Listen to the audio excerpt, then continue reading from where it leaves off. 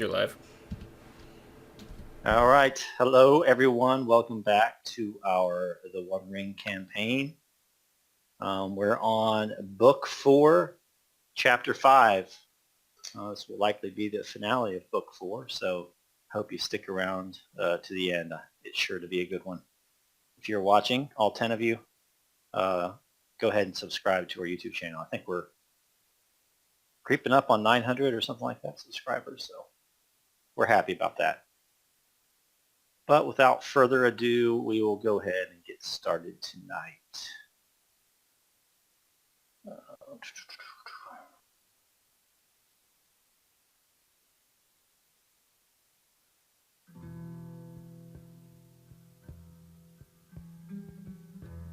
Alright, you should all be able to see this here.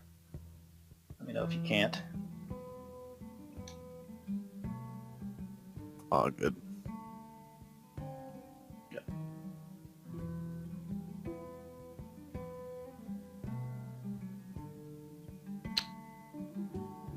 Two days have passed since the battle at Aldarion Hornblower's camp. You have captured Alyssa Shalestone, but she is staying quiet. Emmerich the Swan, too, was captured, and though perhaps mortally wounded at first, he kept his pact with Alyssa. He would not utter a word of his own treachery. Perhaps the fear of the power behind the conspiracy was greater than the fear of his own mortality. But time changes all things, and upon arriving back at Old Nell's, it was clear that Emmerich's wounds had begun to fester. "Forgive me, my captors," says Emmerich, "for I feel my lust for power and the beauty of a woman has blinded me. While Alyssa looks fair, she is foul, and my thoughts have been dark of late. If you would but listen, I will tell you the tale of our treachery, and in that way, mayhap the burden of my conscience can be eased." As Emmerich starts to confess, you come into Old Nell's to find Berendir sitting upright. He is still pale and appears ill, but he is drinking a broth prepared for him by the innkeeper, and he's not beyond jesting. "Ha! This broth is fit for a goblin to drink, but I suppose one on death's door has no right to complain. There does seem to be something to it. Ha ha! My sinews feel tight and my bones do not ache so much. I dare say I almost feel alive again." As all this goes on, Alyssa simply scows through the dirty rag that has been fitted in her mouth as a gag. Hearing Emmerich begin to confess, Aldarion stands tall.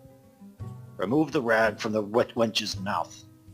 Your friend is on the mend, and I believe this witch's power is broken.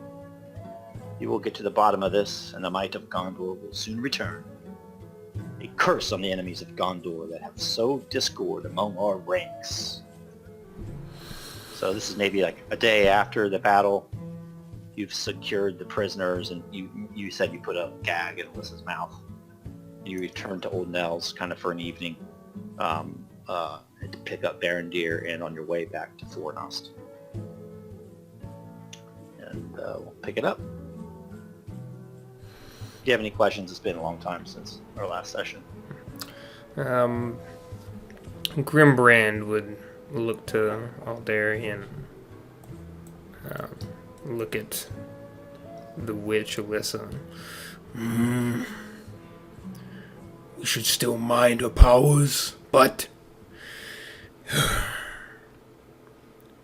we may pull the rag from her mouth, but if she speaks wicked words and things begin to go sour, He just looks very grim. He doesn't expand any more than that. Aldarion kind of nods grimly as well. You hear shing as he kind of draws his sword. He takes a few steps towards Alyssa, his heavy boots thudding on the wooden floor of Old Nell's tavern.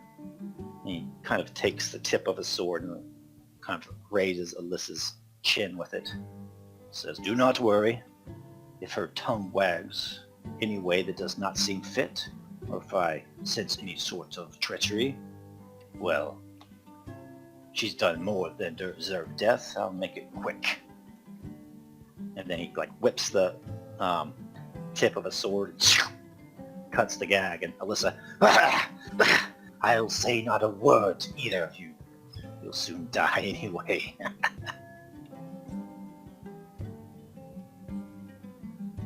And Aglaron kind of moves behind Alyssa.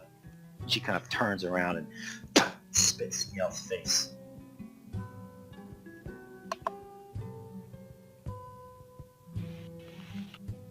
Aglaron wipes his face, continues to look at Alyssa, rather unplussed, bow in hand.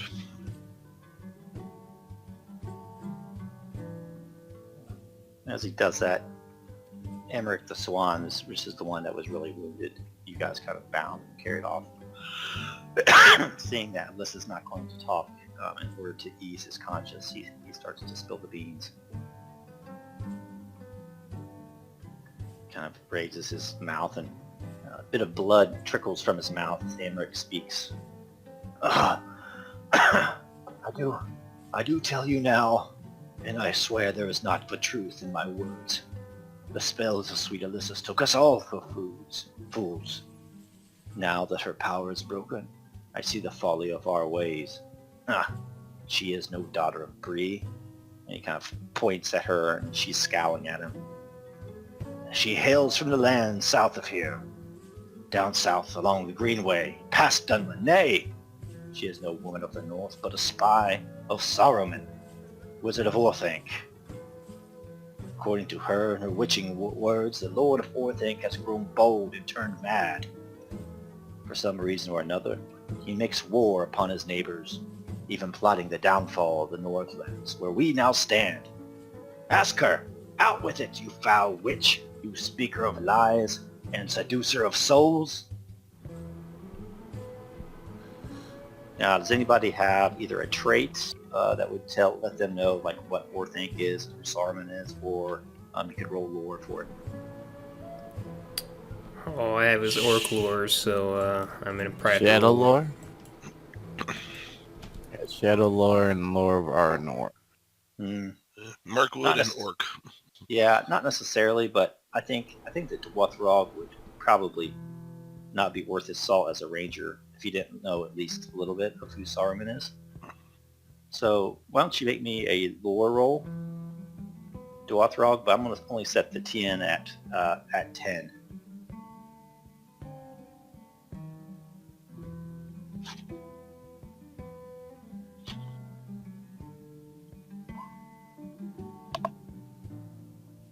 Great success. Okay, so you know who Saruman is. He's one of an order of wizards called the Istari, who came to Middle-earth a very long time ago. Early in the Third Age, I believe. They came to Middle-earth. You know that their number tends to wander Middle-earth, doing deeds of goodness and bringing news hither and thither. But Saruman is the chief among this order, and he's rumored to be quite powerful. And you know that Orthanc is his tower, and it kind of sits near the Gap of Rohan at the southern tip of the Misty Mountains, in between the White Mountains and the Misty Mountains. As far as his current dealings, let's say with a great success, you probably sense that Emmerich is telling the truth. You've heard of strange goings-on down at Orthanc. You've heard of some unrest in Dunland, which is a nearby locale, but you haven't heard any specifics. So, how do you respond to Emmerich kind of giving you this news that Alyssa is basically a spy for Saruman? Dothrog would be sitting and listening to talk, knowing, about the Orthanc and stuff. He would nod his head. There do seems to be some trouble going on down there. The wizards, well, normally well and good, but something ain't right.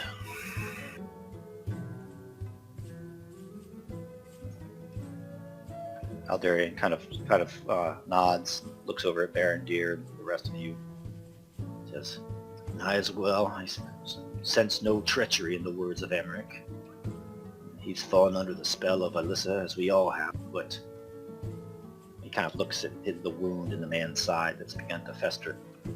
They say that a dying man has no reason to lie. I believe him. If that's the case, then the time is, well, the opportunity is right for us to return to Gondor. Sounds like war is upon the horizon.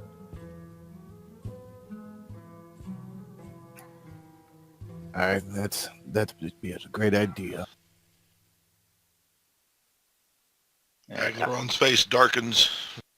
Thought of more trouble upon the land. And Alyssa kind of tries to spit at Aglaron, but this time he steps to the side, just very gracefully like an elf would. Kind of spits on the floor. She starts Wags a finger at her. You wish your mouth covered again, wench? Ah! Quit your spitting. She kind of stares at Grimbrand, the runner, her eyes like daggers. She says, against the might of Isengard, there will be no victory. You foolish men should know wisdom when it comes to you. Those who died needlessly are not written of in songs. They are forgotten, while the victors' names are recorded in the tomes of history. My master will soon have what he seeks, for it surely dwells here in the north. And oh yes, you will know the meaning of strength. And with that, like Barondir kind of shoots a sidelong glance at Aglaron.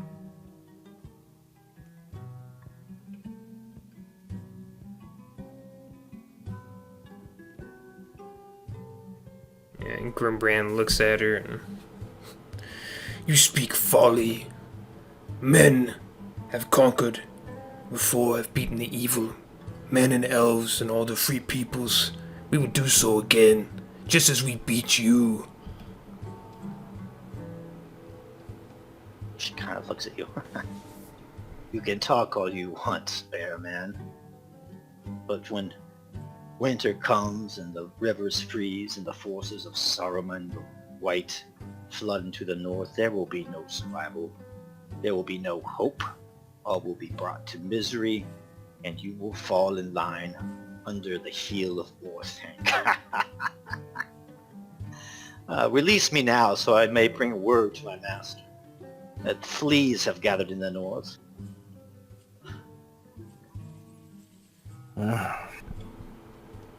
Maybe he's not as quite powerful as she says, if he doesn't already know.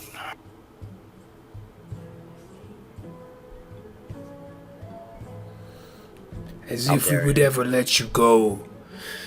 Put the gag back on her. She has nothing more to offer us for speech. Aldarian just looks at the gag in two pieces on the ground and picks it back up and roughly puts it back on and ties it even tighter this time.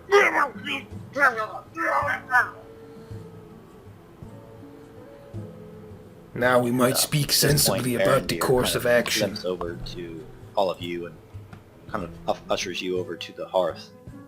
A private word, if you will.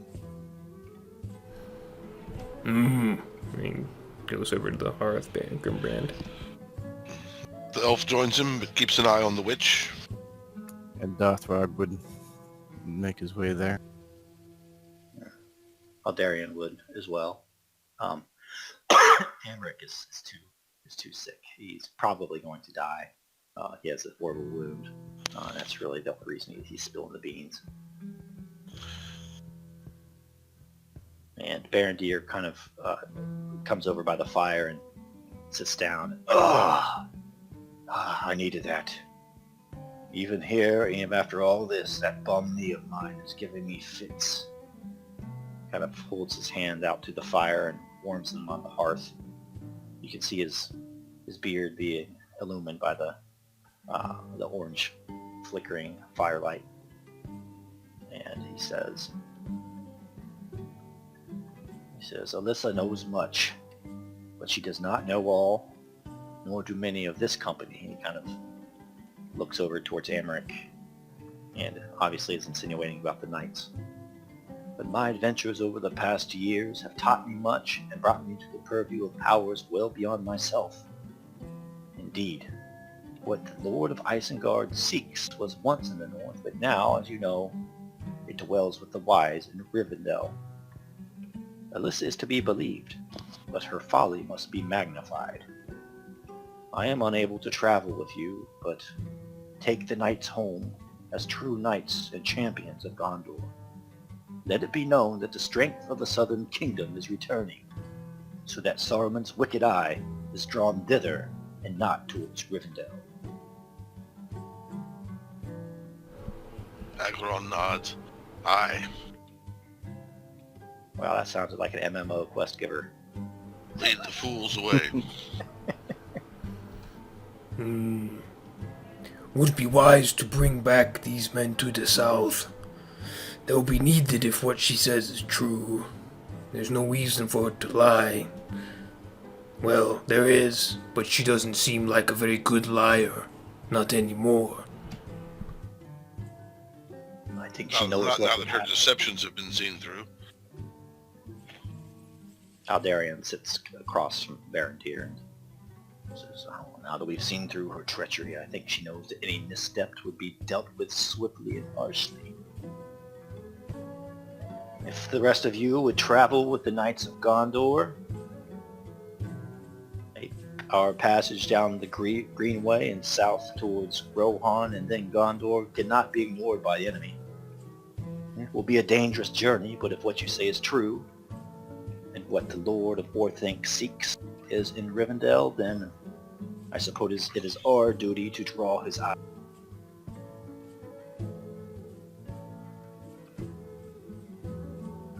Grimbrand stands up and I will go.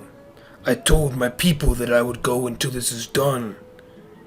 If a war comes, it's not done, so I have to go south. And that's the end of it. Agron nods. I'm here to see this to the end.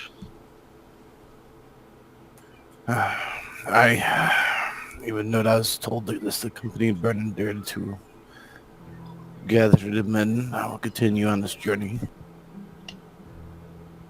Varantyr says, I will accompany you as far as Fornost, but my injuries have not yet healed. I suppose those in charge need a real man of military training around anyhow to show them the ropes. But I wish you good luck. Agron claps the old campaigner on the shoulder. I'm sure we'll see each other again, old man. Make sure that is the case. But until we say our goodbyes, we do have 3 more days of journey back to Fornost. I suppose those won't be quiet ones. Well, he kind of looks at Dwathrog and Agron and Grimbrand. They might be. You aren't really a chatty bunch. You learn more with your eyes, not with your tongue. I suppose that's true. But I would enjoy some pleasant conversation. I always enjoy the opportunity to share an old war story. If you don't provide me that opportunity, I'd be inclined to remove Alyssa's gag. And I don't think any one of us wants that. No! he just looks perturbed at the thought. I jest, Grimbrand the runner. Come, let us take food and drink and enjoy this night. We have a long journey in the morning.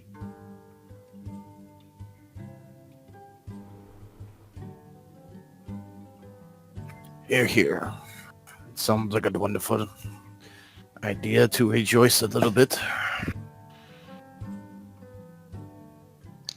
Unless anybody has anything out, the scene will fade with the old friends kind of sitting around the campfire while Alyssa's in the back, gagged and spitting, and Amric the Swan is wounded. Old Nell, of course, does what she can to ease his pain, but he's been grievously wounded and probably will likely pass by morning time. Agron takes a pull off of a skin of wine and passes it on. All right. Is there anything? Unless there's anything else, we'll move on to Fornost.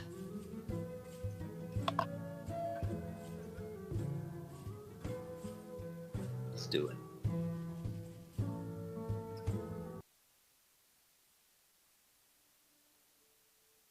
Let's see here.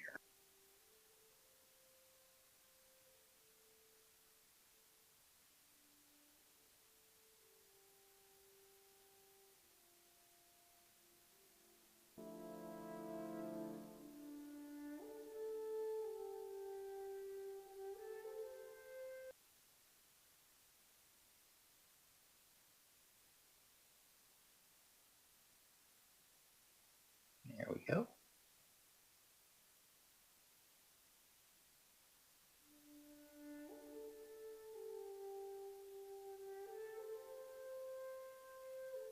So as you guys return to Fornost, you carry with you Alyssa Shalestone, and also remember that in your number are all the wayward knights that kind of had followed Alyssa and Emmerich and Aldaria when they were under Alyssa's spell. As you kind of come down the trail, you can see the ancient fortress. As the sun begins to set in the west, long shadows are kind of cast over the fortress towards you. It's been quiet, probably much to Barondir's chagrin. And all you can hear is the neighing of the horses as they kind of wind their way down through the pine trees. However, as you near the gates of the fortress, just the old Gondorians and townsfolk have just all kind of start to spill out, and you hear them clap, and they're here, here, here, here, Gondor reunited. So what are you guys doing as you kind of met with this tick-take parade? Grimbrand just kind of moseys through it, looking a bit confused at the celebration, occasionally waves awkwardly to people as he passes them by. Darthrog is gonna keep riding, keep his head straight. It's not time for celebration. Aglaron, never one for the public eye, sort of shrinks into his cloak. You kind of hear everybody kind of say, "They have returned! They have returned!" And Alyssa just kind of shoots daggers at you all. Eventually you enter the gates, and people are kind of giving you claps on the back, and they take your horses to the stables, and again you sit before Stokely Germain. I say, "So, I see you have rescued my lady, but why do you treat her so harshly? Please remove that." No! She's a chatty one, but... No? You were misled, Captain Germain. How so? This woman that you were meant to marry is a witch. She works with dark forces, and that is the reason, and Grimbrand will point back over to Aldarian as he comes through, that the split occurred between you and Hornblower. Stokely seems shocked to see Hornblower. He has one hand on his sword, but then Aldarian kind of holds up his hand. "Stop, Stokely. Let me explain my folly. Grimbrand is right. You all fell under the spell of Alyssa. Her beauty is not the only guile she has. She has ways with men, and she has ways with women. She has powers that you and I will never have and do not understand. You've come to believe that she is a spy of Saruman and Orthanc, far to the south. You've heard tales of that wizard. Most powerful wizard. Powerful wizard. Stokely just kind of puts the sword back in the sheath and says, "I am listening. What say you, Ranger? Do you agree with this?" And looks at Dwathrog. There has been some rumors of unrest down there. Stands to reason The gaze is to the north.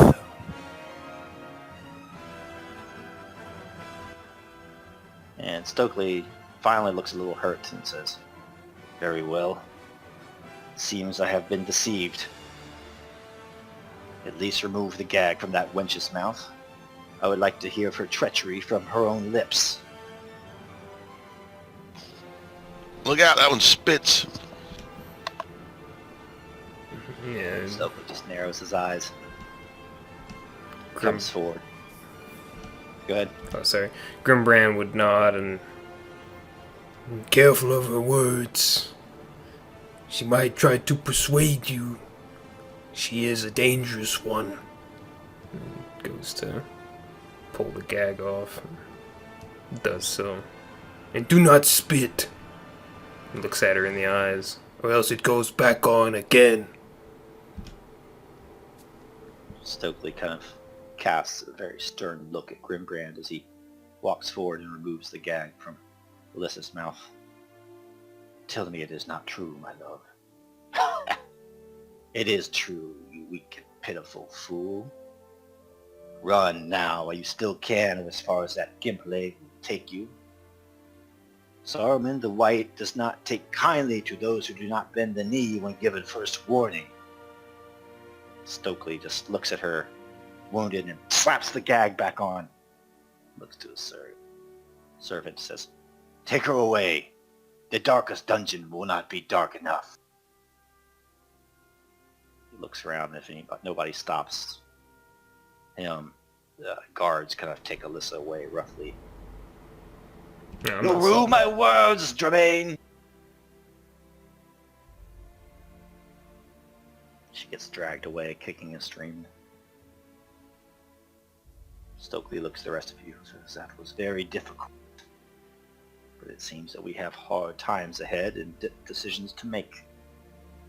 What is your counsel, Barondir, Dwarthrog, Agron the Elf, and Grimbrand the Werner? You've been loyal friends these few days, and I've come to trust you greatly."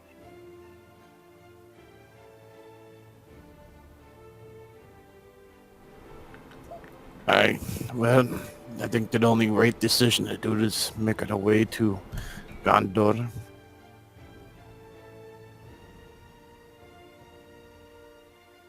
Stokely nods and looks out the window.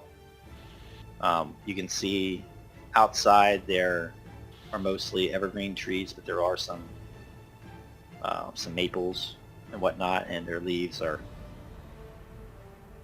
brilliant orange, and most of the leaves are actually gone and kind of fallen to the ground. It will be a long journey this time of year, but if what you say is true, haste is needed.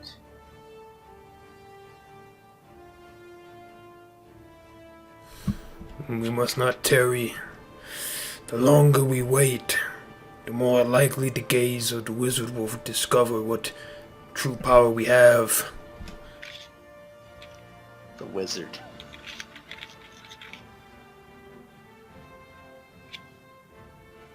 Very well.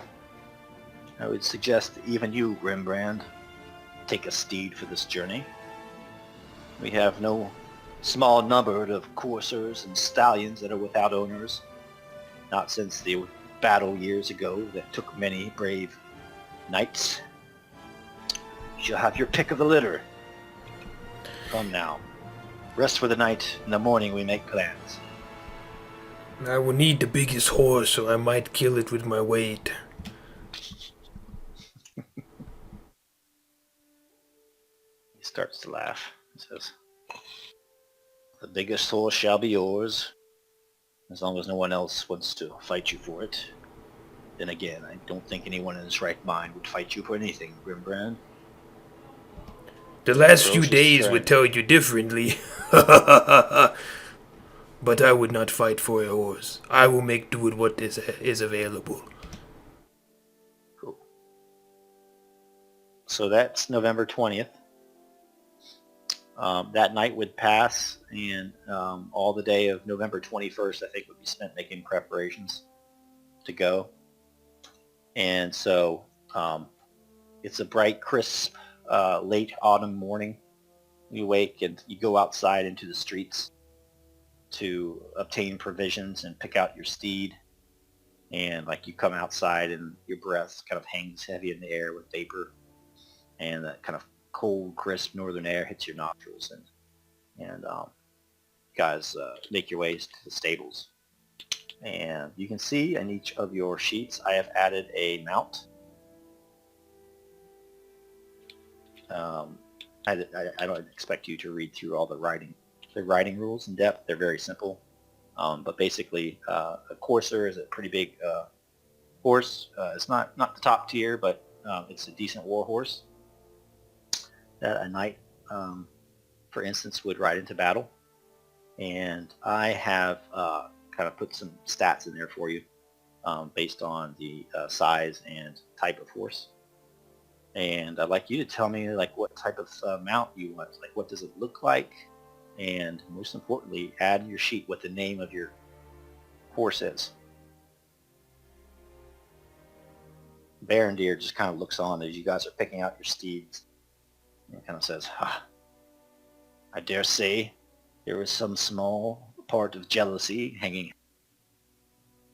Oh, what I would do to ride again with a company such as yourself. But alas, my days are nearly done and my place is here. My knee needs to mend and this poison needs to finish coursing through my veins. If you have any question about these steeds, I am familiar with the horses of Gondor.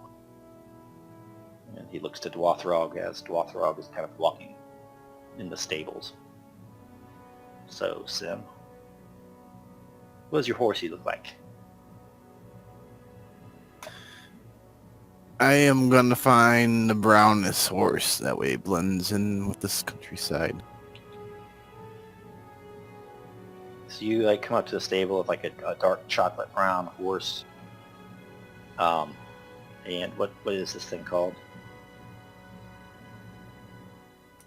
Let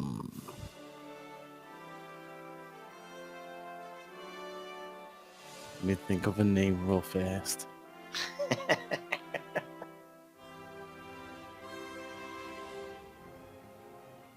Shadowfax is taken.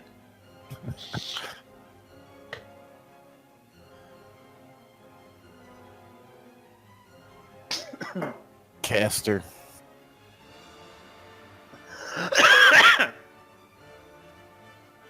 No, Caster. Yeah, so you kind of pull on Caster's bridle. Barondeer is next to you and says, this horse reminds me of the brown in my late wife's eye. His name is Castor. His old owner was a proud knight. May he serve you well, Dwathrog. I should hope so. It looks like a magnificent animal, and you'll kind of brush its side. Up next is Aglaron. Aglaron looks over the horses, checks their teeth, decides on a fine-looking palomino, sort of a tannish body, blonde mane and tail, named Zephyr. And Zephyr, as you kind of stroke his mane, kind of just gets away, like rears up at you, and then kind of locks eyes with the elf, and I think you have some sort of animal thing, but you can sense that he's ready to get back into the battle, and you can almost, with that empathic feeling you have for animals, you can almost see that horse just like, get me out of here. I long to ride the trails. I long to run in the countryside. Aglaron pats his neck, tells him, "Don't worry, we'll be afoot soon." Next is Grimbrand the runner. Barondeer says, "Okay, Grimbrand, there are plenty left. Even some big ones that can carry your heft. So, what say you? Will it be this white stallion or this other one? Black as night, or perhaps brown, or a mix of any color you like?" Mm-hmm. Grimbrand walks around, not knowing much about horses, but just looking for the biggest one. And finds a large, white horse, heavy in the shoulders, looks strong. I like this one. And the name of this horse will be Klopp. Ah, Klopp. Oh, that stallion's previous owner met a most unfortunate end, but I suppose that some others in your company were familiar with him. His name was Duin here. And Aglaron, and Baron Aglaron would know, obviously, who Duin here was. The character played by a most infamous B&B member. Aglaron's face sort of darkens at the memory. Looks at the horse and Well, I'm sorry for him, but he's no me. I will take this one. Klopp is a good name, simple and strong. I like it. pets the top of the horses. Hello, Klopp. Klopp kind of looks at you and tosses his head and tries to go out of the stall through the door and bumps into the side of the stall and then kind of corrects his course and finally walks through the door without incident. Oh. This will be a long journey, I think. Don't worry. Klopp might not be the smartest horse, but his intentions are pure, and he's one of the bravest stallions we have. He's never flinched from a fight. In fact, Duin here led the charge on the Battle of Fornost, and Klopp lived to tell the tale.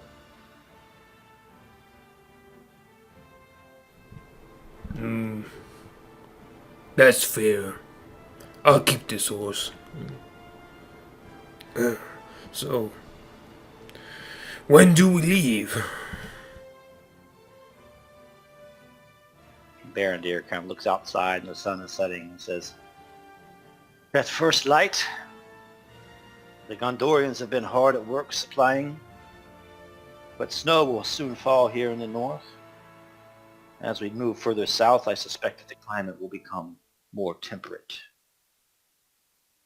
And I always Gondor, latitude-wise, I think would be, I've always thought of it like kind of like the Carolinas. Maybe like really hot in the summer and it gets nippy in the winter, but probably doesn't snow and that sort of thing unless it's up in the mountains. So leaving at the end of November isn't crazy. So if you have nothing else, we'll go ahead and set off on the road. That's all I got.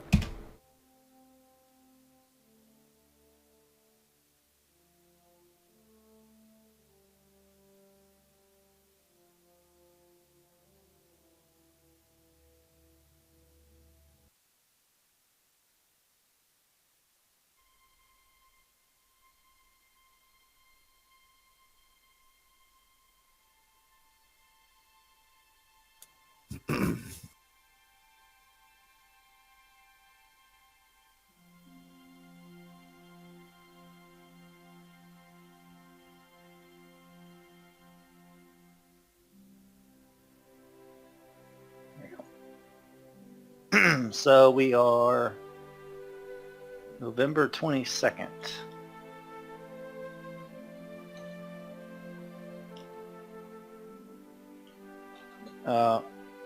Grimbrand, I want you to kind of tell me how you feel leaving Fornost in the morning. It's a bright, clear day with some clouds in the sky, but the clouds you see are very white and fluffy here, like in the picture. And this whole experience is probably very strange to you. You're sitting tall above, is it Klopp? Claude? Klopp. Klopp. You're sitting tall upon Klopp. Every once in a while, Klopp lists off to the left, but corrects course. And kind of on either side of you are these knights with banners of Gondor showing the silver tree on a field of blue. And they're kind of in formation. They leave the castle.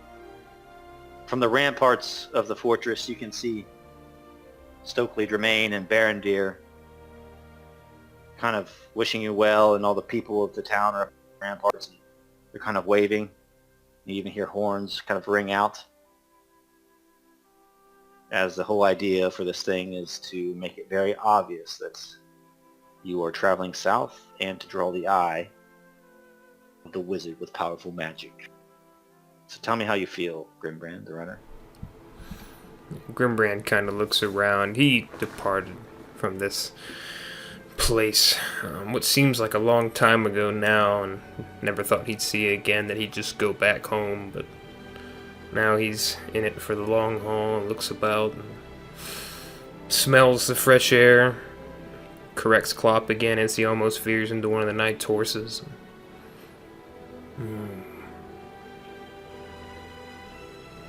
Dwathrog. Dothberg, as he starts riding with the group, he's gonna wait a ways, and then he's gonna go ahead and gallop ahead, hoping to scout the distance for the rest of the men. And as you do that, it's like a really cool shot of all the knights kind of coming forward, and you galloping ahead on your steed Caster. And how's Aglaron holding up? Well, he's uncharacteristically waving at the crowd, encouraging the men of Gondor to break into one of their marching songs, and trying to make as big a spectacle of our departure as possible. Sweet. As that scene fades, they do indeed break into song, raising their voices into the clear autumn sky. And all of you recognize the song as one sung very often by Barondeer while you were on the road to the low these many years.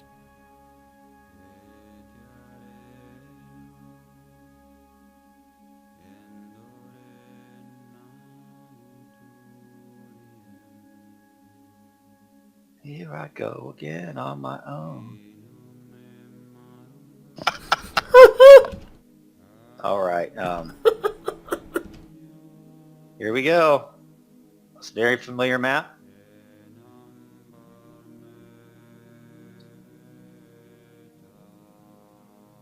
You are basically going to travel. You're at Fornost right now, right? Your route will most likely all be on roads from Fornost down to Bree. Then most likely you'll travel south along the freeway all the way down to Tharbad, where Aglaron will recognize you guys have been before and made allies with the Dunlandings in the area, and you're actually in the process of rebuilding that ancient town.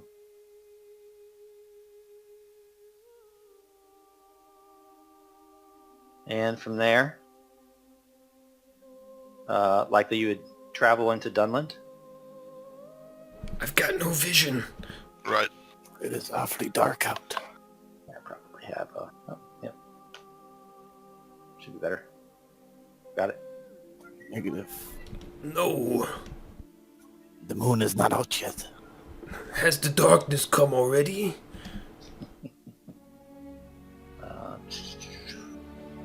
Maybe if you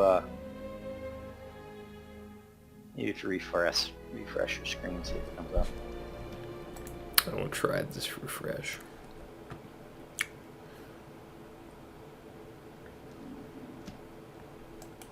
Ooh, that did it. Yep. Got it. Oh, behold Dunland Fells. Yep. Yeah, so you would travel through Dunland to the caps of Rohan. Finally, traveling along the east road all the way down into Gondor. Wow, that's a lot of walking. You know, the thing is, though, I did all the calculations according to the rules, and on horses using roads, it's not awful. So there will be some travel checks. Before we start, each of you can roll a lore check with a TN 14 to see how many bonus dice you get for the journey itself.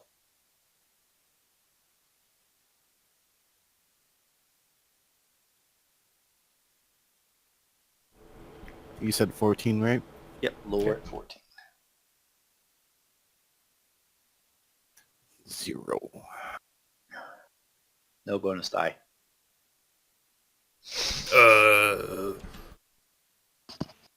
At least we're consistent. Well, it depends. You gotta roll AI here. Don't even talk about it. with I don't keep track anymore because I don't want to know the stats on that. There has to be a record broken somewhere. So the first leg of your journey, uh,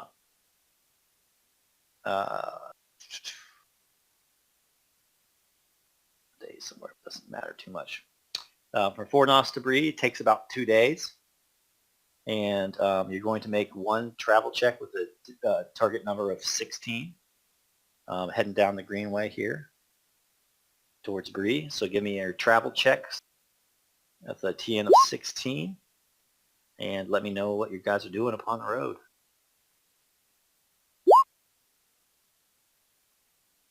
Oh!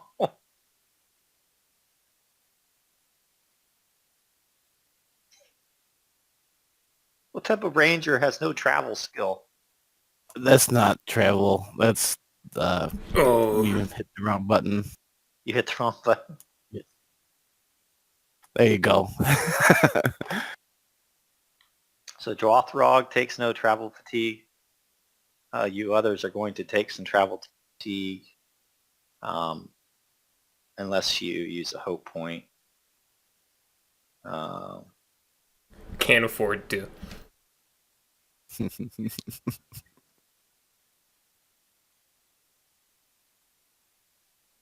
I'm walking a thin line.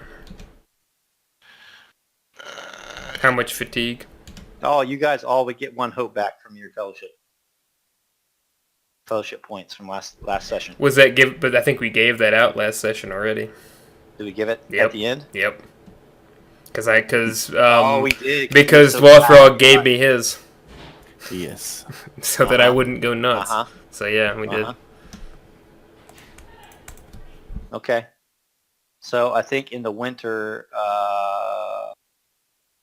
I guess I'll hope that one. yeah, winter is 3. You guys could choose to rest though, probably. Would all of our endurance have come back from the night's rest that we had? Is that it? Yeah, Okay. yeah. Everybody's endurance. I don't think anybody was wounded, right? No. Negative. I think everybody's endurance probably would have time to go back to top to 100%. But yeah, if you don't want to use the hope point there, you would take 3 travel fatigue. I will eat the fatigue. I'm gonna refresh again because my music's not playing for some reason.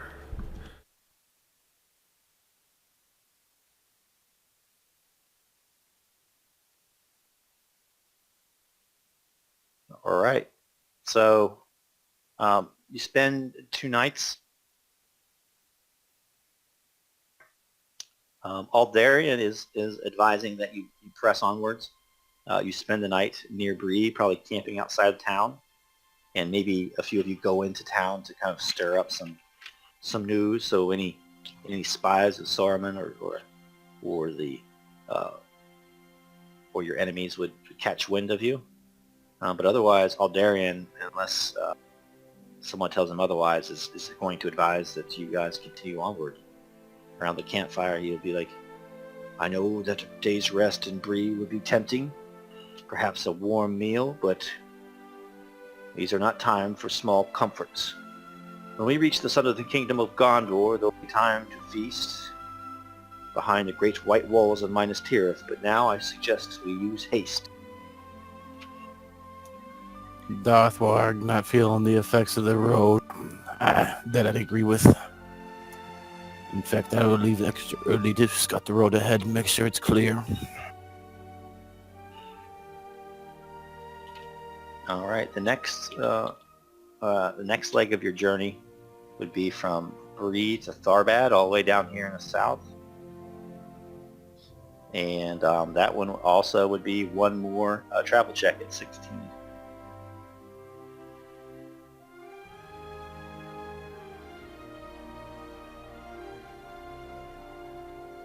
Oh. Dwarf Rock balling. He's scouting up ahead. Not feeling fatigued, his caster carries his weight very gracefully. Dagger on miss as well. Yep. Alright, you would take 3. So you roll down the greenway, exiting south of town. Behind you, you can see the autumn weather roll in as November wanes and the first snow starts to fall. As you travel further and further south, though, it does become more temperate, and the trees, while the leaves are still yellow and gold and red, at least the branches are not bare.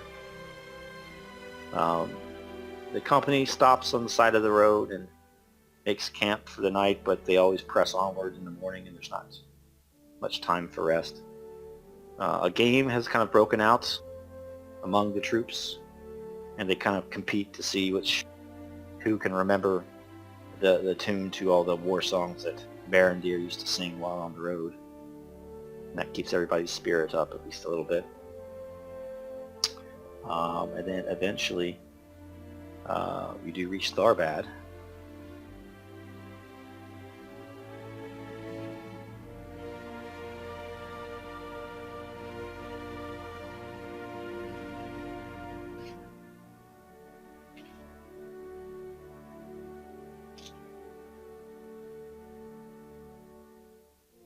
Can you see that? Yep. Yes.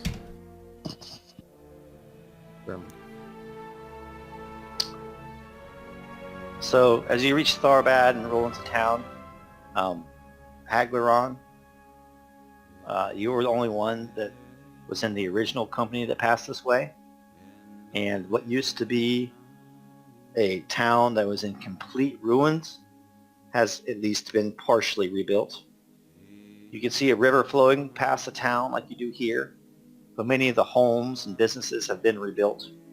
There are towers still and some under construction, but overall there are people kind of going about their business. They don't have to worry about raids from Dunland or anyone else. Well, it very much lifts Aglaron's spirits to see some life coming back to Tharbad. And Aldarian is kind of riding at your side and says, what is that smile doing on your face, elf? I did not think that you enjoyed the open air, that you'd be more at home under the eaves of Mirkwood. Ah, indeed I would. But the last time I passed this way, this town was but a wreck. They've done a great job rebuilding, though they still have much to do. Hope springs eternal. Let us hope so, or at least it seems that the reach of the white hand is not spread this far north and west. Come, as we pass through the town, I do not think we will have time to rest long, but perhaps we can treat the men to a meal in a local tavern. Fantastic idea. And you guys kind of enter Tharbad, and the population of Tharbad is really eclectic. It's a mixture of folks from the north that kind of look like they would belong in Bree. And there's also a lot of Dunlandings as well. These are the Dunlandings that Aglaron and the rest of the company and earlier in the game kind of made allies with. And perhaps part of them were the Dunlandings that participated in the siege of Fornost. And so they're very glad to see most of you. At one point, one of them kind of approaches Dwathrog and says, "What are you? I recognize the likes of you. Are you one of them rangers?" Aye, that I am. Many of us, I can't say many of us come down this way, but it's possible. Aye, It's been many long years since I've seen the like all of your kind. Oh, back when Willward was here, helping to rebuild the place, and Lord Eravul as well. What have they been up to these days? It's been years since I saw them. And you would just know that they're probably kind of in Revendell in that area, protecting the ring. Although you would probably be very remiss to mention anything about the Ring of Power. Agleron wouldn't even mention Rivendell. Personally. Last I heard, we're all heading south. You should see more sometime soon, I would assume. Alright. Well, if any company is as grand as the one that you travel with past this way, we will show them the hospitality we have shown your men. It's been a long time since the clans of Dunland were not at war. And I suppose this is what happens when war fades away and men and women are free to trade amongst themselves and build their families. If you ever do talk to Eravul or Willward or any of those other rangers, give them my thanks. Ha! This elf was among their number. I recognize his keen eyes. And by the way, he's the only elf I've ever seen. Dothrak would smirk and look over at Elrond. Agleron just laughs. Aye, that I will.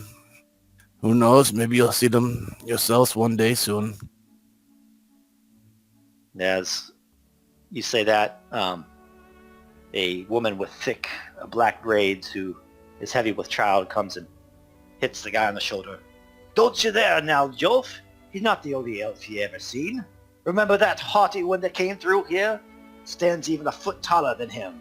Ha! Good with a sword, but I've never met a man so snooty. I guess that's why he's an elf and not a man. Ha ha! Dothrak is just gonna kind of go a little wide-eyed and start to canter forward. Agleron just thinks to himself that that description sounds like someone he knows.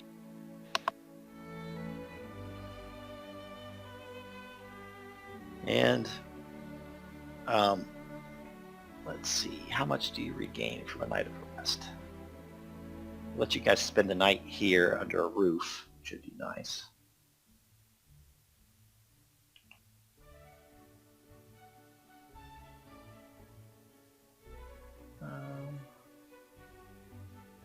Effect of a night's sleep.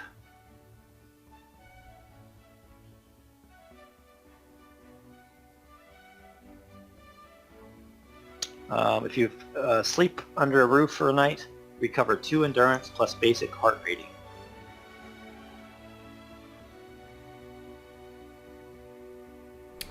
What about fatigue? Yep, travel fatigue. It would remove that much travel fatigue as well. That much travel fatigue? Yeah. Ho ho. We just need to carry a roof everywhere that we go.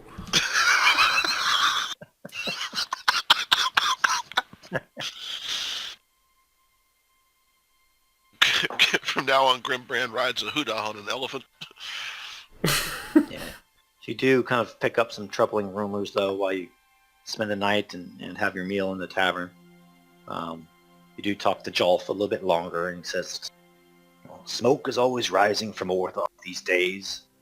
Rumor has it that the wizard is taken ill or turned to darkness in one way or another. Be careful if you're journeying that way.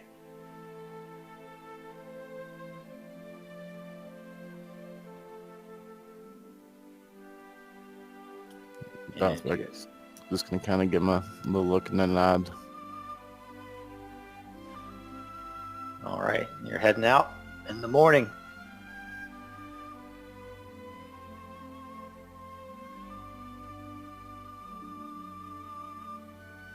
Let's try this slide again and see if it works.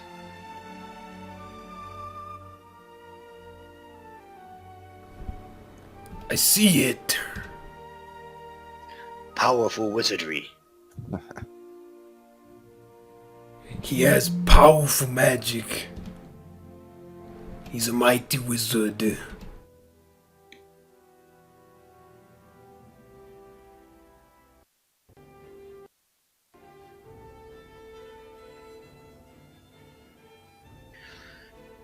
So you continue further south,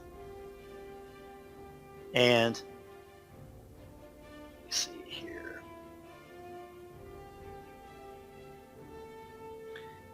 As you go further south, Agron, the terrain is very familiar to you guys. You had that military campaign, I guess you could call it that even, among the Dunlandings.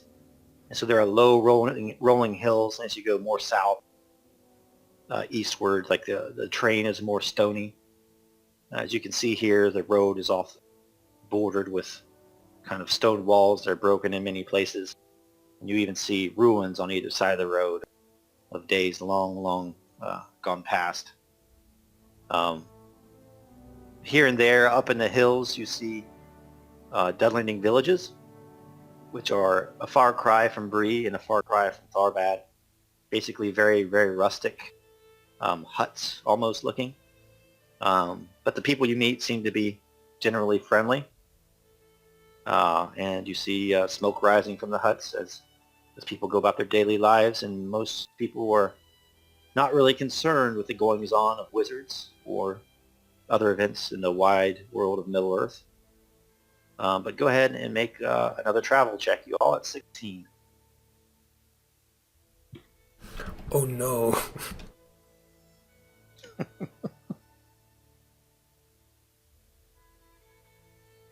Oh God! Oh no! Your travel is so good.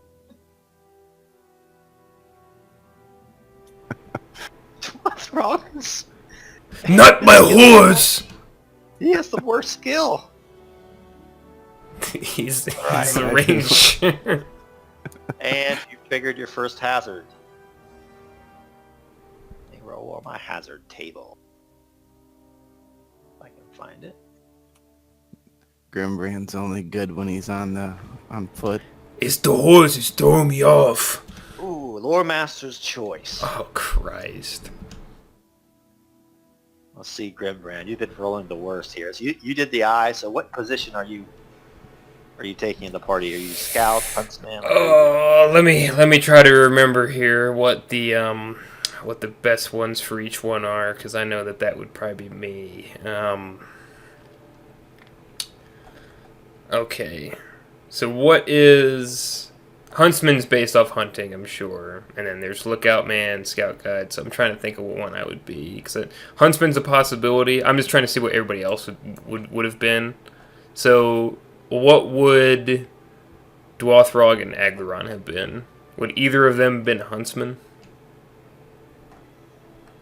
So you just kind of look at your hunting skill. Yeah, because hunting is my best one. I got a 2, so. Agaron's hunting is So we're even on that. So I mean, I guess it could go, but That's- he'd probably be better at something else yeah. than I But would. is yours favored? It is not. His isn't either. Yeah, Mine is. Let's just do huntsman. yeah, huntsman's fine. That's fine. So you camp for the night. It takes from Tharbad 5 days. So like the third day into your journey, you step off the path, and you're in charge of maybe scouting and foraging around and see if you can shoot a deer or something like that to bring back to camp, so you have fresh meat. So why don't you give me a hunting check at 16?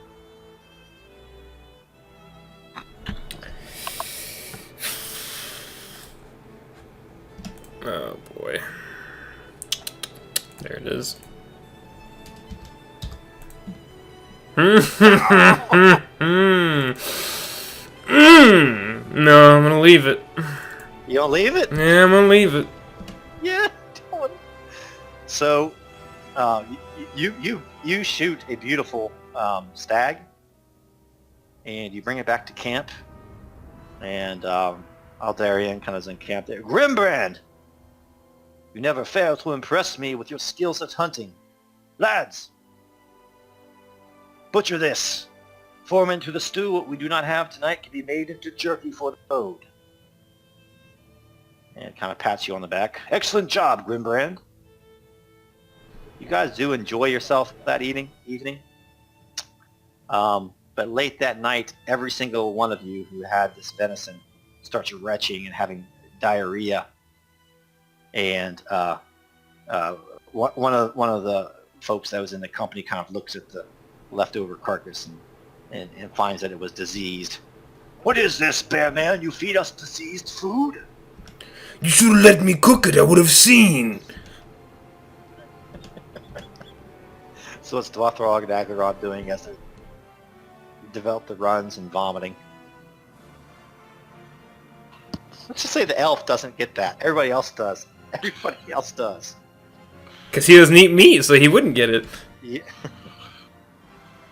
Dothrak would just be hanging out in his local bush. Aglaron's bringing water and so forth to various people, trying to keep the company together. All right. So Grimbrand, you take your fatigue again, so it'd be 3. And Dwathrog, you would take 3 as well.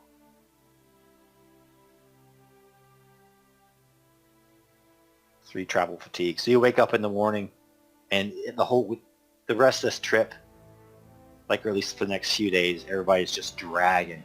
You're like dehydrated and stuff, and you just like feel awful headaches. And everybody looks at Grimbrand, they blame him.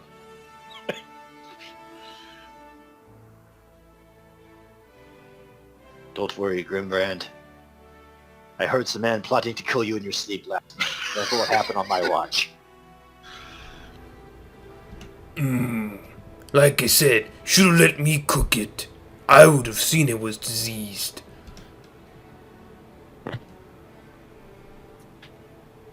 You let that hack Osworth cook instead.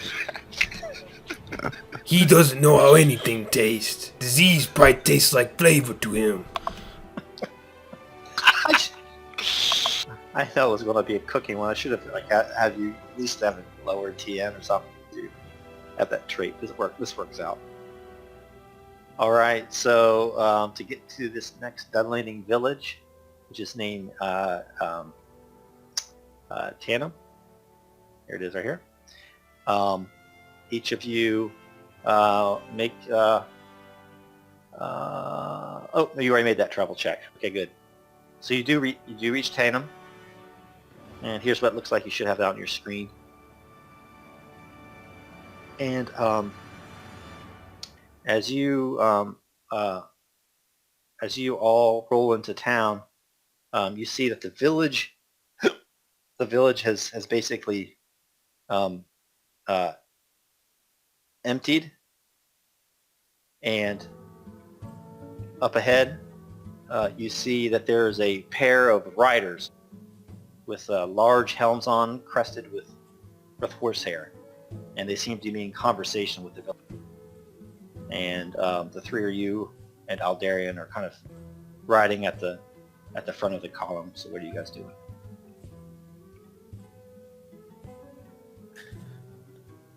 Dothrak would notice the men riders approach.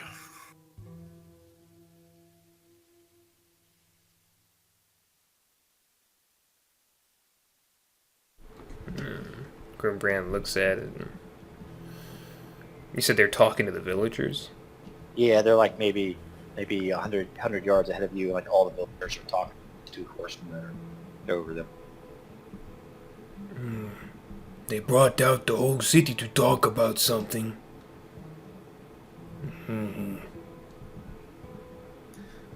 Perhaps I should counter it ahead and figure it out.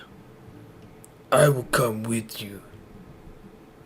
There should be more of us than them if they decide to do something crazy, but I don't know who they are. Well, surely if they're up to no good when they see the army of Gondor approaching, they will move on.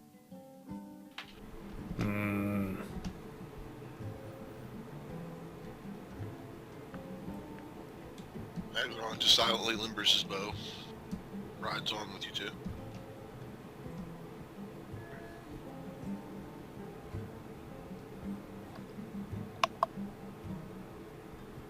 Yep. So as the riders, you guys kind of come in from the north and west, the crowd kind of parts, and there are hundreds of people out there, and it's a rather large village. You see these huts kind of dotted over the hillscape, and you see two men from the village that seem to be the chieftain or elders conversation with these horsemen. Their conversation doesn't seem to be heated at all. And as you guys kind of approach, the chieftain and the riders kind of look out to you and say, "Hello! Who goes there upon the east road?"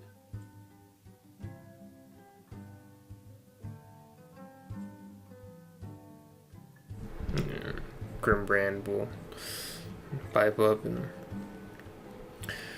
We come from the north. Fornost. Men of Gondor at their backs. You wish our names?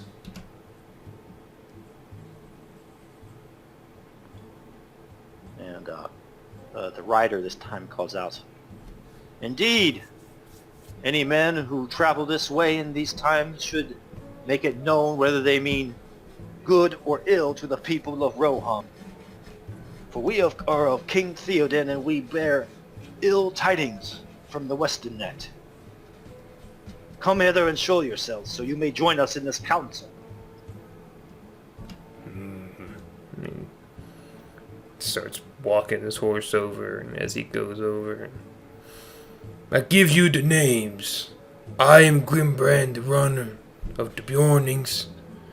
This is Aglaron of the Mirkwood. And that is Dwarthrog the Ranger. Dothmark give a nod. As does Aglaron, who at this point remains astride. Yeah, Dothmark would have got off his horse and kind of eyeballing everybody.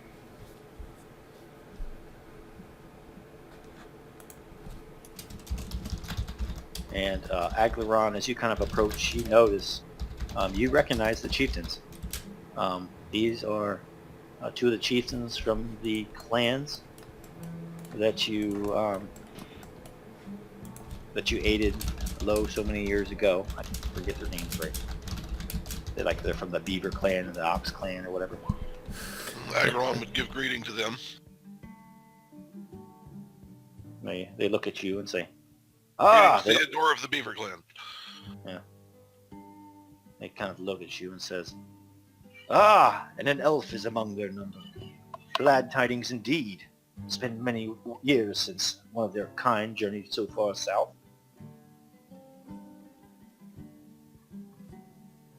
And the rider of Rohan kind of asks Grimbrand and says, "So I have your name. What is your business upon this road? Perhaps you can be some aid to us, or if not, perhaps we could deliver some safety upon your journey. For we wish no ill will upon any free peoples in this dark time." That is good to hear. He puts his horse to the side and ropes it. Dismounts. We bring Gondorian men who helped me take Fornost back home.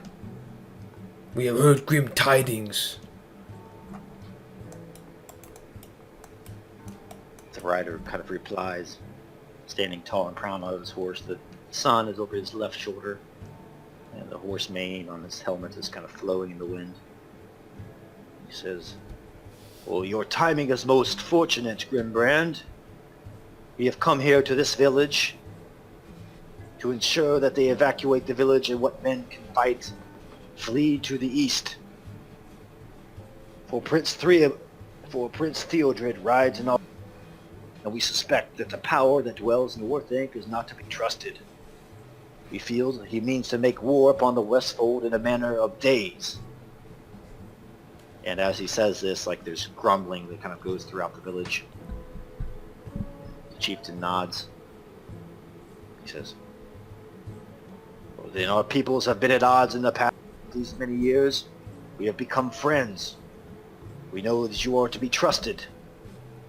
If you give us an evening, we will join you and bring forces to the fords of the Isen. Although I cannot speak for this armed company from Gondor. Grimbrand rubs his chin, strokes his beard. I can't speak for them either. But I will go get one who can. I'll be back. And gets on his horse and unropes it and rides back to collect Aldarion. Let him know what kind of proceedings are going on, since he's the commander of their contingent. Aldarion just kind of nods. It seems we're right to press for time. We arrive not a minute too soon. If you would be willing, I would throw in our lot with these Rohirrim, at least for the time being. No good would it be for us to arrive safely at home only to have the enemy at our rear. Do you agree? Agron nods. Probably not good to have an enemy behind you and in front of you. Aye. Aldarion nods and says, "Very well, Grimbrand. I will accompany you to speak with this rider of Rohan." Kind of trots on his horse next to Klopp, who kind of veers off to the left and runs into him a little bit, and Aldarion kind of shoots you a queer glance and shakes his head, continues forward. I'm sorry, he's a bit touched. Aldarion kind of introduces himself and basically says, "Very well. You can count on our forces. We return home to bring glory back to Gondor, but we would not have it said that we deserted our allies in Rohan in their time of... If Prince Theodred rides in your number, then it is fortuitous. There is not time to tarry." The chieftain says, "I am afraid that our village cannot be emptied overnight. But in the morning what men can fight will be mustered, and we will be glad to join you. If you'd only stay for the evening here. Is there time?" And the Rohan, or the horseman kind of nods. He says, "As long as we make haste at first light, I suppose that we will be to the fords in no less than 2 days." So they strike up the plan to head there in the morning, unless anyone else has something to say about it. No, sounds good to Grimbrand. Yep, sounds good. Yep.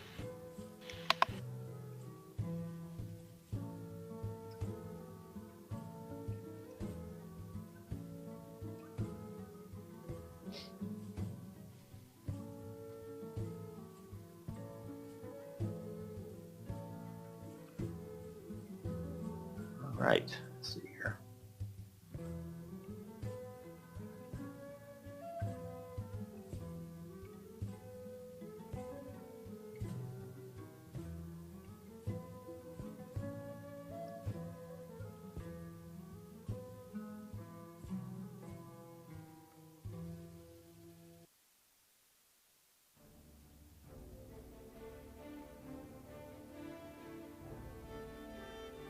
So the sun rises in the morning, and already at first light you see ranks and ranks of Dunlandings, and some of them have spears, some of them have notched swords, most of them have leather armor and bucklers. They're not the most well-equipped force you've ever seen, but you sense that something about them is quite fierce. And when they are defending their homeland, I suppose that it's hard to find someone who fights with more bitterness and cunning. So you guys set off towards the fords of Isen, and tell me what you're doing, and then we're going to make our last travel check.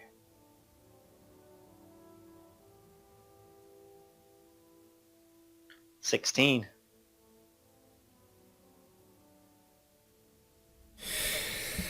Oh, Apparently, I'm moving my token around.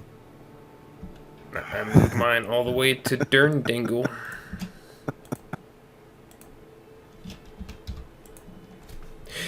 He's done it! Great success. Must be the diarrhea. I got used to riding the horse. All right, Sim takes 3 travel fatigue.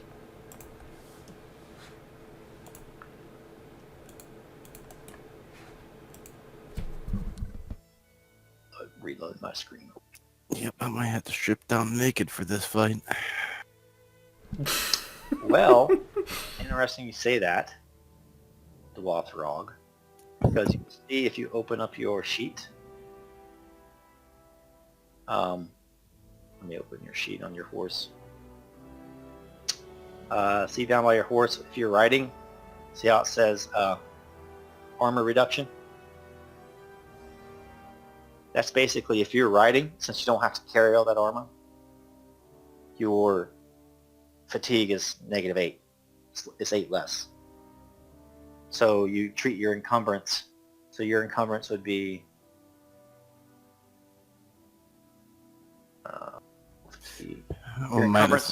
your encumbrance would be, fatigue is 21 right now. Yeah. So it would be what, 13? If I'm on my horse, right? If you're on your horse. Oh, I will be doing no fighting on my horse. Or off of your horse? Yes, because I don't think I can roll high enough athletics to do anything. So I will be... Well, you don't have to roll that high because he has a riding modifier of 3. For a lot of the riding checks, you'd only have to get like 11. But out of 2 dice. it's actually pretty good. I have to roll 12s. but your encumbrance is a lot less if you are. So you guys, Yes. when the time comes, you can decide what you want. All right, so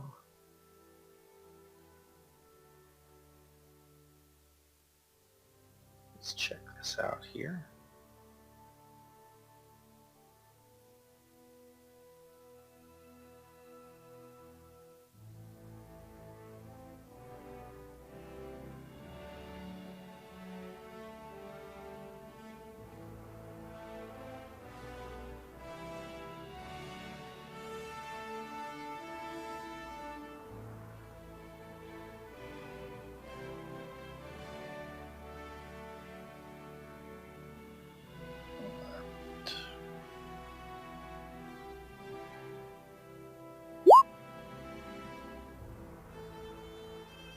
Ooh. Let's give you 5 minutes to run to the restroom, guys. Oh, no problem. I'm messing with my athletics dice. You can always use hope too. I'm gonna pause. Mine is resumed. All right, and we're back after a short break. So the 2 days pass as you journey east from the Dunland village. You have picked up no small number of Dunland allies who, going back years now, have actually become allies with Rohan and stopped quarreling amongst themselves thanks to the campaign in Book 1. And the weather has turned a little bit. Whether this is some foul wizardry from Orthanc or just a turn of the weather is hard to say, but the air has grown unseasonably cold at the southern ends of the Misty Mountains. Dark clouds have rolled overhead, spreading from the north, kind of crawling with black tendrils over the sky, extending to the east or to the south. You crest a hill, and down below you see the river Isen kind of glimmering in some freshly falling snow. Not much of it, like less than an inch. It's kind of drifting downwards as you ride. You see the River Isen. And just on the far side of that, as if arrayed for battle already, you see hundreds and hundreds of riders on white and brown and black and palmetto horses, as if arrayed for battle. And you see a proud figure kind of on horseback, kind of riding back and forth in front of them, checking on his men. And the Gondorian cavalry are behind you, Dunland. And you guys are beginning to cross the River Isen.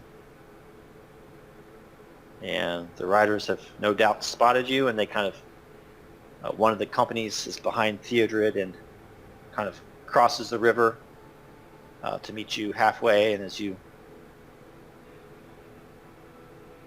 come upon him, you can see that he is tall and proud and sits upon a white horse of great stature. And I guess with you would be those messengers. So those messengers kind of ride ahead of you to Theodred, and you can see they have a few words. And they come across the stream, kind of meeting you here in this middle island. Theoden says, "Which among you is a captain? My messenger tells me that Dunland has sent aid, but this aid from Gondor, these mounted cavalry, well, I do say this is hope unlooked for in these dire times." He kind of looks around. Aldarion steps forward. Theodred might ignore most of the other ones. I think Dewathrall would probably be one that his gaze would light upon. He possibly would recognize a ranger. He says, "You have a ranger in your midst.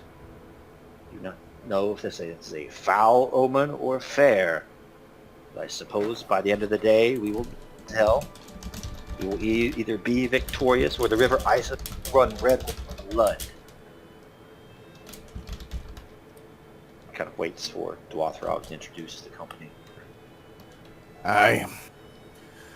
The next moments will decide our fate, that is for sure. This is Argolan, Mirkwood. It's our companion, Grimbrain, the runner. We heard of a need for assistance. We just happened to be traveling towards Gondor. Very well. And I apologize if my words seem too fell, but these are dark times indeed.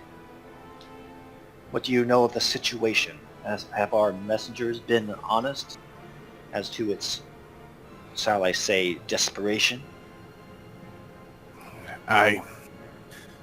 It seems like the way that we're moving, there's going to be trouble ahead of us either way, so it's best to confront one side of it now.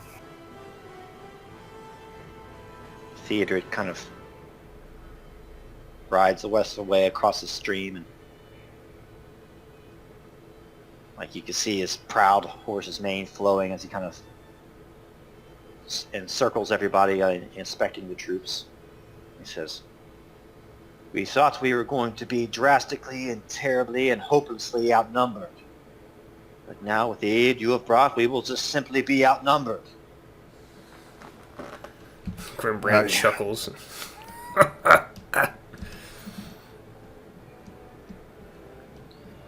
If numbers were the only factor in battle, we might fare for the bad. Very well. He says, "My scouts have brought news of a North traveling along the west bank. I have a means to travel up the bank and make contact to surmise their number. Suggest that you at least keep some of your forces in reserve, as I will. But if you would like to accompany me, you are most welcome." And you can see the riders just kind of cross the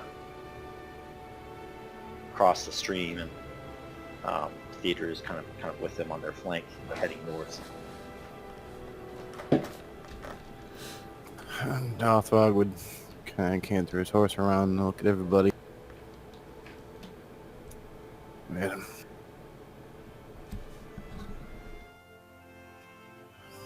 perhaps we should continue up to the West Bank as well. Better to see what we deal with. Aye. Keep And it the some. elf such about gathering any archer in tag army.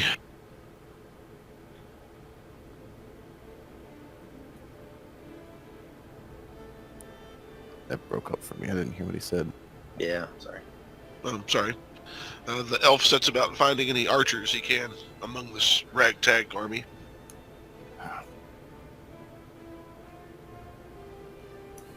Keeping some men in reserve is a good idea. They won't know the full breadth of what we have until it's too late. Yeah, there are a few archers Aglaron. Not that many, but what would you like to do with them? Yeah, he wants to gather them up and get them stationed somewhere where they can provide supporting fire for the front lines.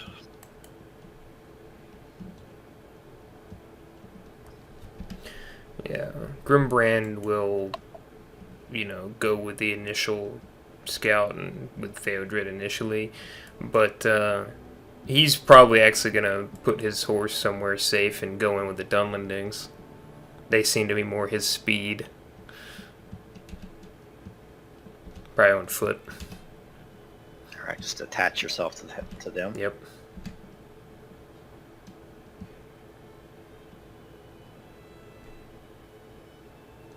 They look like me a little bit. Let's do this. So, what's going to do? They might be cousins. I think with this, I think I can make a duplicate. So right click now. Maybe not.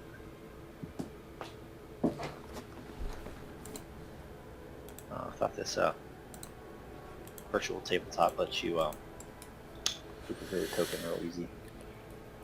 Let's see.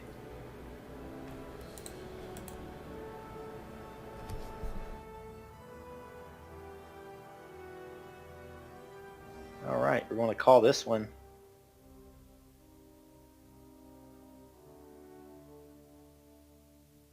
The famed copy of Rohan archers. Their legends are known far and wide.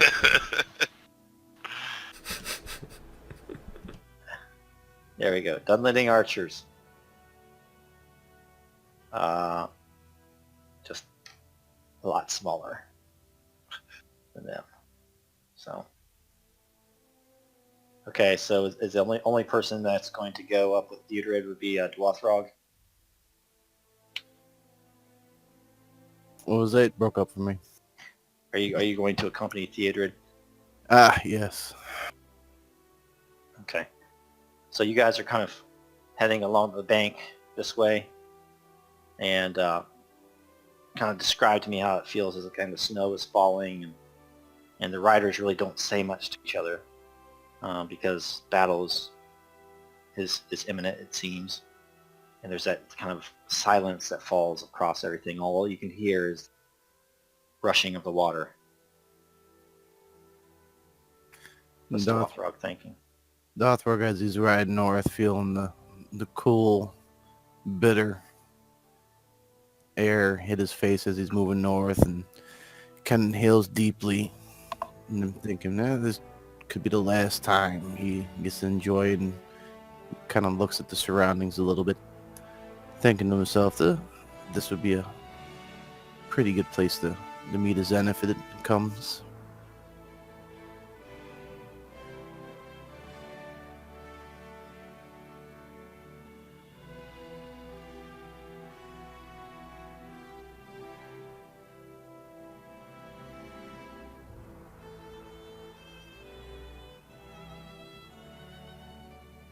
Alright, we're going to take you north.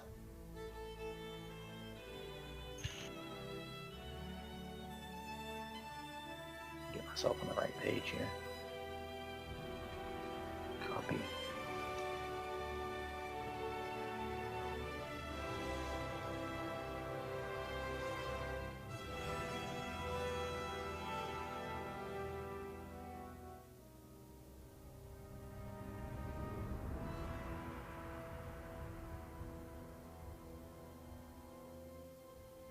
All right, you all see that?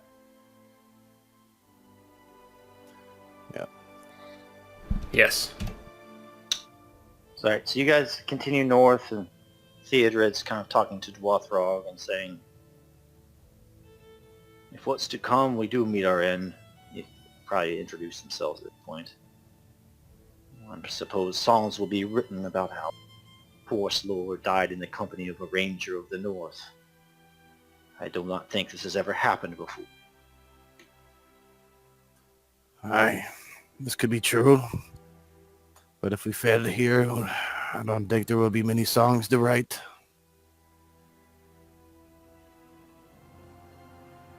As you kind of go forward, like further and farther, eventually you hear the sound of marching.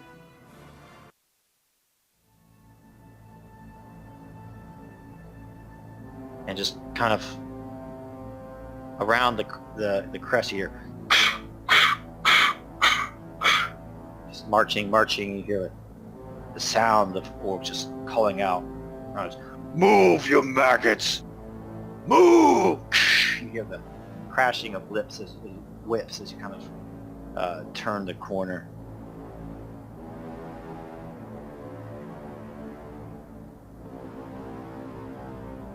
And here's what you see.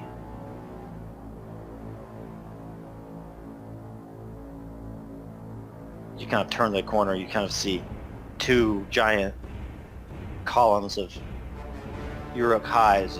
You're used to orcs, these things are just towering. And behind them a line of archers, and then bringing up the rear, you're barking of dogs. Theodred just kind of turns to you and say, "Warg riders are in their number."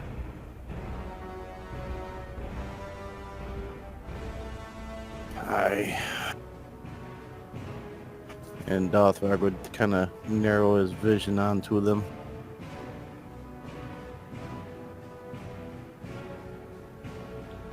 What say you? Do we stay here to give them resistance, or return to the south?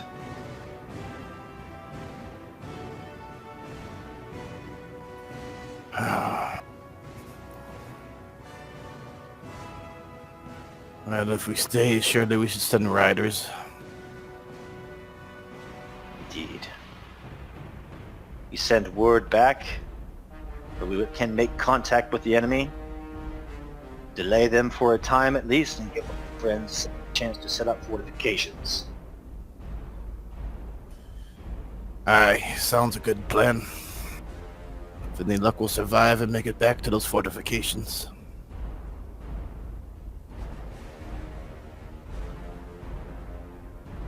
So you guys turn the corners, and as you do, the forces of Isengard eventually do see you, and they'll stop. And you see them starting to form formation. So they kind of start to put the spears in front, archers in the back. And you see one single warg rider out on the left flank, kind of shouting orders to them. "Hold your ground, men! Hold your ground, or they attack us like fools, and we will run them over like a troll going over a patch of tulips." "Spears at the ready!" You kind of see them at the ready. And one of the lieutenants goes up to Theodred. "Prince Theodred, our orders, sir." "Send back riders to the south. At my word, we charge. Dwathrog, are you with me?" And Dothrak will canter his horse up. Not as good this time as any. He'll go to the other side of the formation.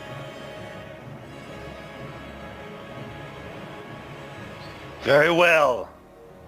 Theodred kind of rides in front of the horses. "Forth, Eorlingus!" They all kind of charge and stomp forward.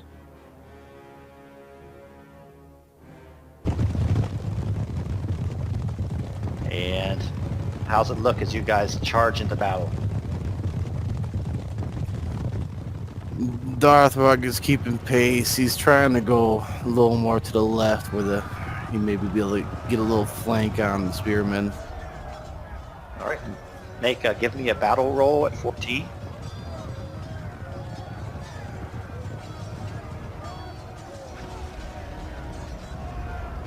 I hope it. Yeah, I'll hope it. All right. So the riders attack, as do the spearmen, and you will not take the penalty if you use hope.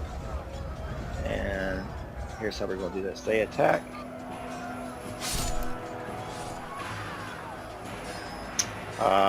They hit for 10 damage. So they cut through the Uruk-hai spears.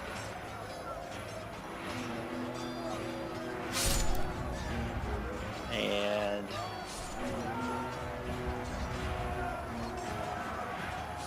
so the riders of Rohan, their number, they cut through the spears, and spears take like almost 25% casualties.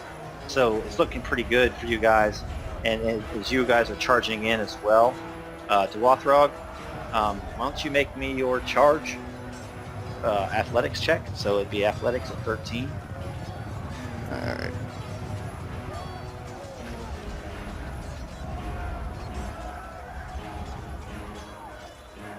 Whoa. There you go. And roll me 1d4.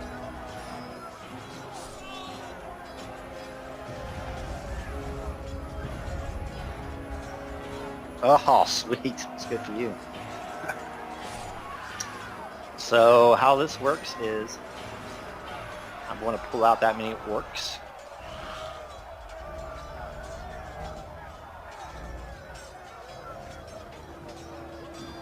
Just one of them. Okay. And I want you to attack him. So basically, as you kind of, this is your heroic moment as you kind of charge into this battle. You're facing this guy. If you kind of beat him, basically that unit is going to take a lot of casualties and they may flee. All right. So that'd be probably, since I'm charging, and I think that goes to forward. Yep.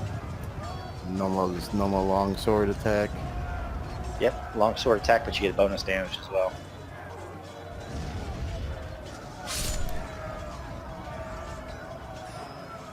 But you can only be one-handed on horse, so how much damage do you get bonus? For the one-handed, or No, for the horse? Since you're mounted. Hang on. It's gonna be +4. +4? Yeah. So 11 damage. Yep. So you cut his arm off. It doesn't look like it. You ride past, cutting his arm. So Dothwargan starts seizing him and engages in him. Leans forward and spurs his horse on the horse charge, and looking at the orc, and as the orc kind of sees him, Dothwarg quickly comes in through and swipes and canters past. So if you charge successfully, you can wheel right through and charge again. This time the TN it increases by I think 3 each time. So now your TN would be 16. Now let's go for broke.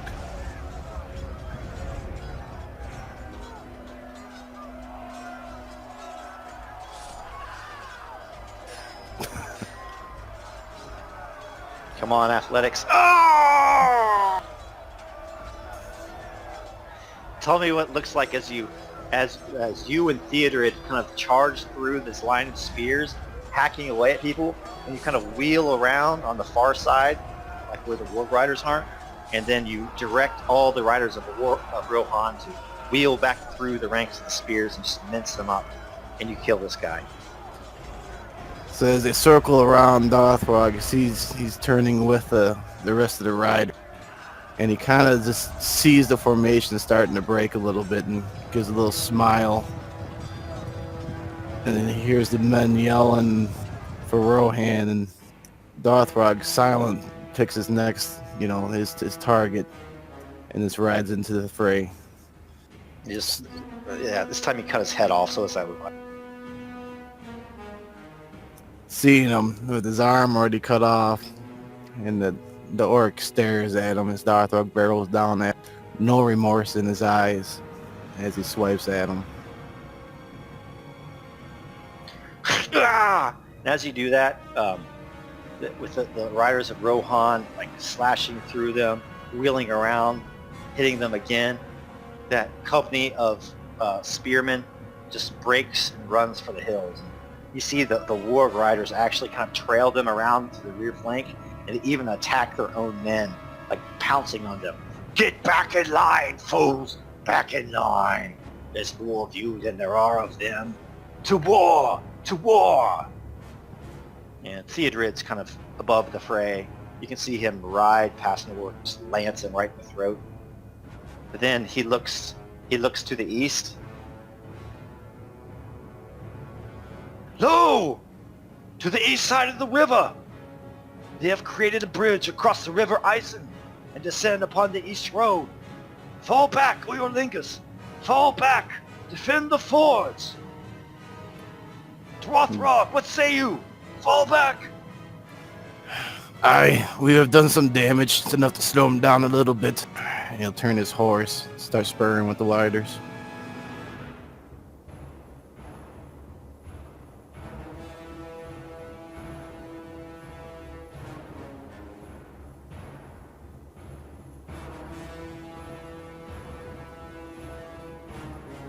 Alright, what have you guys been doing in the meantime?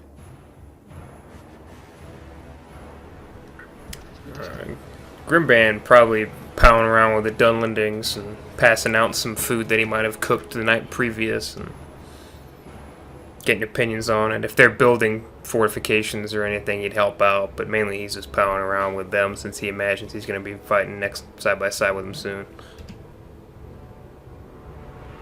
Aglaron's just getting his archers organized.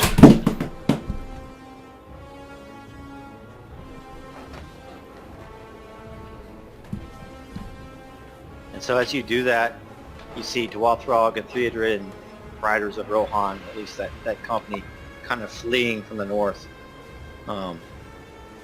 That unit seems to be decreased somewhat. They still ride at great speed. And Theodred says, you can hear him shouting, "Lo! There are forces on the east side of the bank! Forces on the east side and the west! Defend your positions! Men, make ready!" Dwathrog, what commands are you giving? Darthwog is coming through. We are outnumbered. We must hold fast. They should be upon us soon.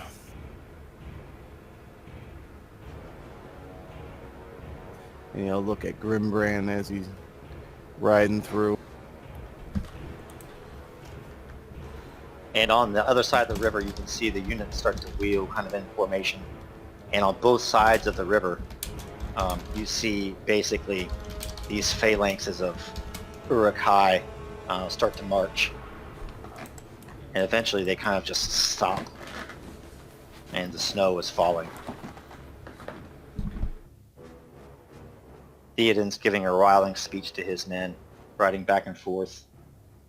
And I want to know what Dwathrog and Aglaron and Grimbrand are saying to the troops.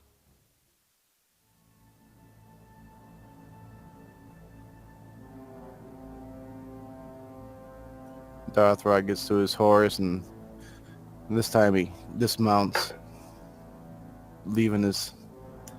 well, no, he'll stay mounted for the moment. Kind of looking over at Elgaron, seeing him with the archers, and Grimbrand with the Dunland. One way or another, today will be a glorious day. Aglaron raises a fist high in salute. Grimbrand raises a spear and is gonna push himself in on the Dunlandings and try to pump them up, and takes up to the front of the line. He just looks around and looks back at the Dunlandings and There are a lot of pretty men on pretty horses today. I'm sure they'll fight well, though. They are strong friends. But here we are. We're not but our shoes and our shields and our feet, our swords and our spears, pelts, and our leathers. How the enemy must think we are going to be weak. They have to worry about all these horse. But little do they know, we are the strongest, the wild men. I might not be of your tribe. I might be of my own. But we walked these lands for too long, for so long. We have walked in the wilds. And these ones there, And points over with his spear at the Urukai. they wish to take it from us. They wish to cover the woods in darkness, the plains in darkness, your homes, your families, your sons and daughters. I say no more of it. I say here, we cut off their ugly heads, we run them through, and we send the shadow back where it belongs, outside of the light. To do that, they start to pound their weapons on their shields. Oh, oh, oh, oh, oh, oh. They rise up in a great and terrible cheer. Ah! It rings off of the cliffs that surround the fords. Let's go kill them! Kill them! To battle! For glory! Ah! When the cheer goes up from the Dunlandings and Grimbrand, Agleron points. You hear them? They march to meet the enemy in battle! Our arrows are their shield! Looks to the men. Those are ragtag Dunlanding farmers break out their archers. The famed Dunlanding archers, they knock arrows. You hear what the elf said? You're not taking instructions from a farmhand, boy. You're taking instructions from an elf who has an eye like a hawk and hearing like a... Well, I just hear he's a pretty good shot. Let's give him hell, boys. And all the Dunlanding archers kind of... They kind of raise their voices. What's the Dothrog doing? Dothrog, as he sees the armies approaching, he sees that the other men across the way, it's almost like an even match, but with the spears and stuff might give them trouble, and knowing that they got a good-sized army on the west bank moves to the east to help lead the men in the battle. Ride past the horses. Let's make them fight for every inch they want to take. Let's make them regret this day. Make them flee. Tremble back to where they came from. The riders of Rohorn just have their steeds. They're kind of like restless. Snow is falling and they're trampling the snow back and forth. You heard it. We have our prince on the west bank and here a ranger. His cold steel is on our left flank. We ride forth to battle and ride forth to glory, men. Let's make these Uruk-hai pay and rule the day they enter the realm of Gondor. They kind of go up into a shout as well. And now, like, the camera pans over to the orc forces in this huge orc on this like beast of a thing. It's twice as large as any other wargs. Kind of goes up on a rock here, and so you can survey the battlefield. You know what to do. Follow orders. Do not retreat. Do not fall back until the prince lays dead. Tear out his throat. Rend his flesh. Make this river run red with the blood of men and you will feast on their flesh this evening. Go forth now, Urukai! Go forth to war! He kind of raises his scimitar, and they all just ooh, ooh. You hear that they do the thing like in Helm's Deep, you know, they're pounding their weapons. And then there's a great and terrible horn that rings out, and they start to move forward into battle. All right. The way this works, the battle will be kind of going on, and I will do turns in between all the units in a way that I've made out.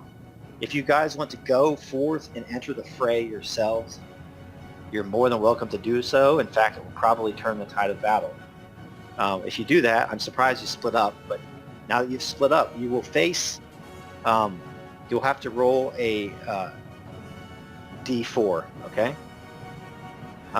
If you roll a 1, 2, if you roll a 3, or 2, 3, or 4, you'll basically have to face that many Urukai yourself.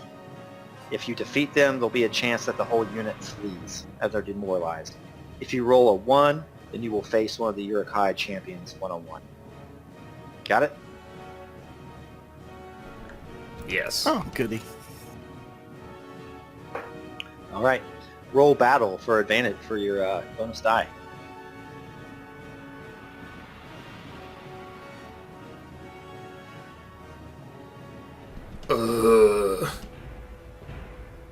Oh, shit. Uh-oh. Don't fail me now.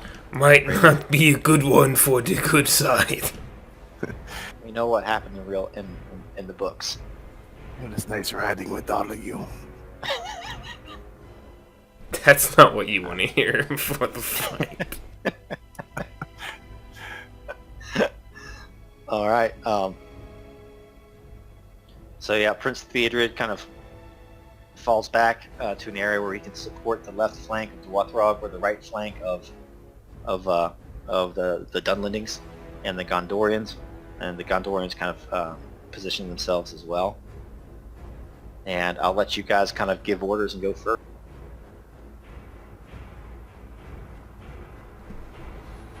We'll start with Dwathrog. Yeah. Why you gotta start with Dothrog? You can start with Ghost. Ghost can start if he wants. Who's gonna start? Oh yeah, it's pretty simple. We're a bunch of crazy wildling type fucks. So Dunland, I'm gonna get all them hyped up and just lead the charge in, and we're just going straight. Nothing to it. Just straight in on these Urukai swords. They're as far as we can go. And they're going to do the same, and you guys will probably meet right about here. And the archers, you guys both of those units will probably have to take fire, either from the Dunlanding archers or the Urukai archers. So let's deal out some damage here.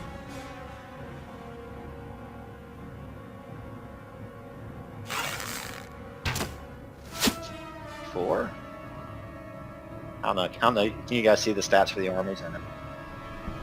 I saw the damage and the TN that they were shooting at us at, but yeah. So as the Dunlandings surge forward, you can tell me how it looks, Ghost, as you are in their number probably, and like a one man both on the left and the right fall with arrows in the throat. yeah. So he sees the arrows come in, and one of them clips the head of his bear that he's wearing on his head, and he kind of ducks a bit. Keep running. They get their own to shoot them in the back if they're so inclined. And raises his spear and is just going to keep hustling harder to try to get ahead of the arrows. And the Dunlanding archers knock their arrows and pull back, and they look for Aglaron for the order. Agaron yells, "Fire!" as he looses his own. All these Dunlanding arrows fill the winter air, flying, and see if they hit their mark. No. That'd be automatic failure, actually. Tell me what it looks like as these farm hands just overshoot the target. They're not used to moving targets, and so, like you say, they're firing at where the Uruk-hai were.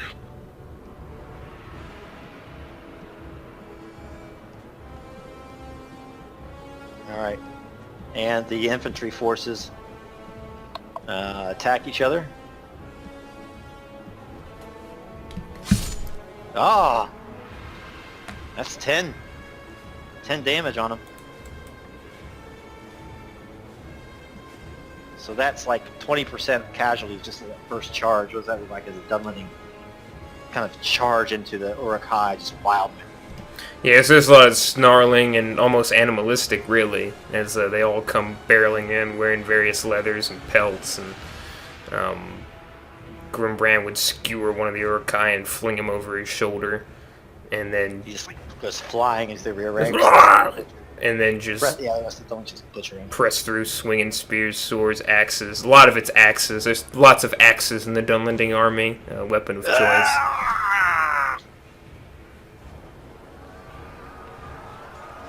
Cue those battle sounds. Alright, now they're going to attack. Ooh! 50%. But once they close with the Uruk-hais, that initial shock wears off, and they're just surrounded. There's just so many of them that the Dunlandings, no matter how they fight, they just get mowed down. What is Grimbrand doing? Is he going to enter the fray? Absolutely. Roll a 1d4, sir.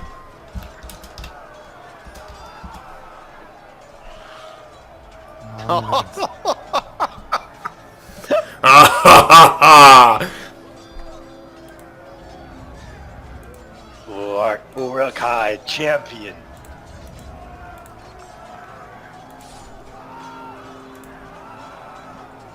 Yeah, the Grimbrand's pushing his way through, killing down a couple of just pointless, nameless Uruk-hai, and sees this one, perhaps cleaving a couple of men in twain with one swing. And, You!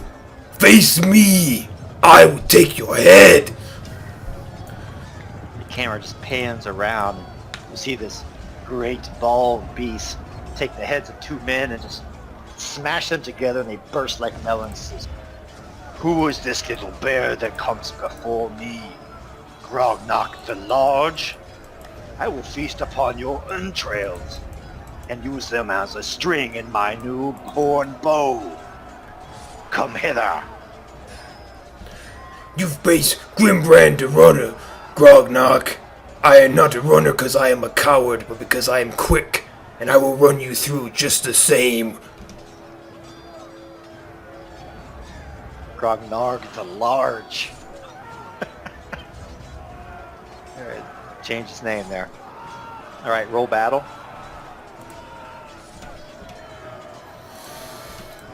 whew. Oh my god. Hey. Well, you get to go first. Set your stance and go for Oh, it. it's forward all the time. So yeah, Grimbrand's gonna push through, actually probably push one of the other Uruk-hai out of the way, just passively, and then just go in immediately for a quick kill shot. Quick stab to the neck is what he's trying to go for, and open him up.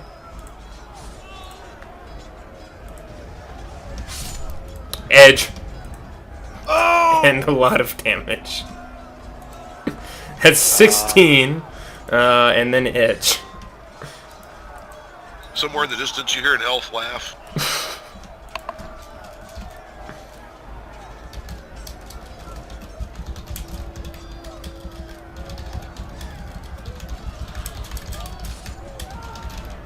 I can't even use any of my hate. Alright, here he goes.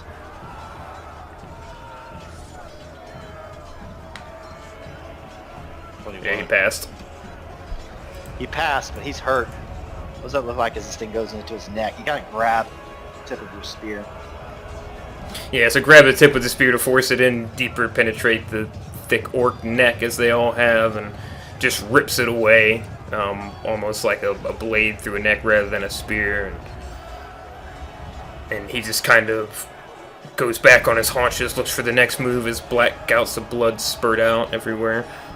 Yeah. Grognar takes his own spear and whips it towards Grimbrand, hoping to skewer him in the gut and then drown him in the river.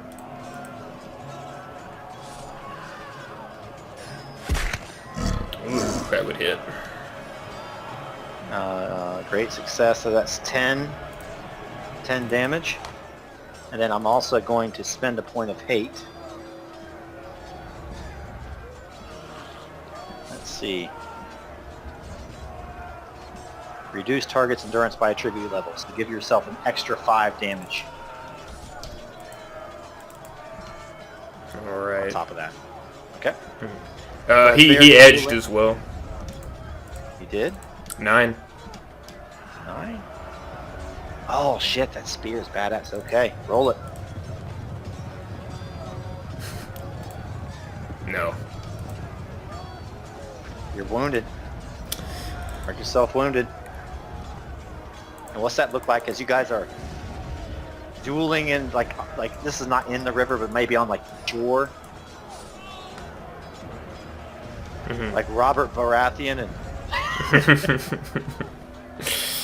Yeah, so it's back and forth swinging, and then he gets me good in the guts, and it's just I feel the spear go in, a bunch of blood come out. And, ooh, just backstep a bit. Blood starts pouring out into the river. Alright. Now we're going over to Dwathrog.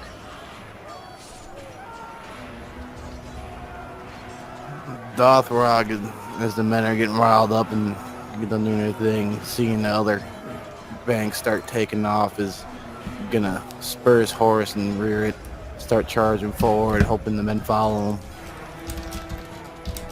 They do indeed follow. Forth, Eorlingus! They charge the spears. These spears and swords kind of close with them as well. And a volley is exchanged between the archers. Let's see, attack. Oh, good.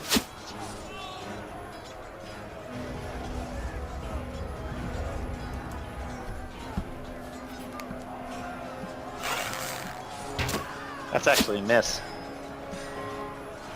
Yeah, so the riders of Rohan, just in their glory, going through the snow, like the arrows just bounce off of their armor, and they close with the spears.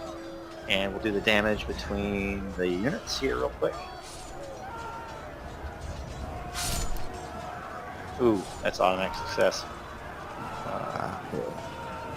So 5. Yes, to roll. Oh, it's a unit, so I don't do edge.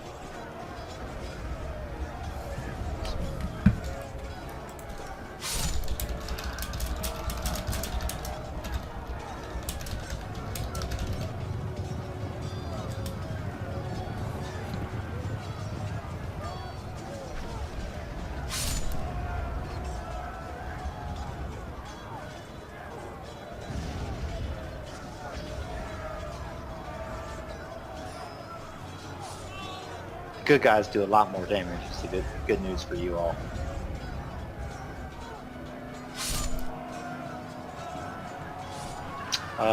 Great success, and oh my, it's 20 damage. Oh Jesus! So Dwathrog, you're the number overall very successful charge. You killed like 4 times as many as you lost. So tell me how that looks like, and then tell me if you're going to join the fray. So Dothrog leading the charge in. As we hit, they start rolling around, trying to take out as many men as possible. And then looks into the crowd and immediately likes his chances of going into the battle as he sees one sticking out.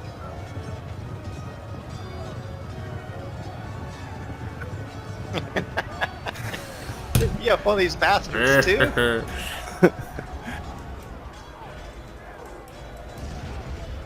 Gonna mow him down like the last one. You're not as strong as I am. You should be careful. What's his name?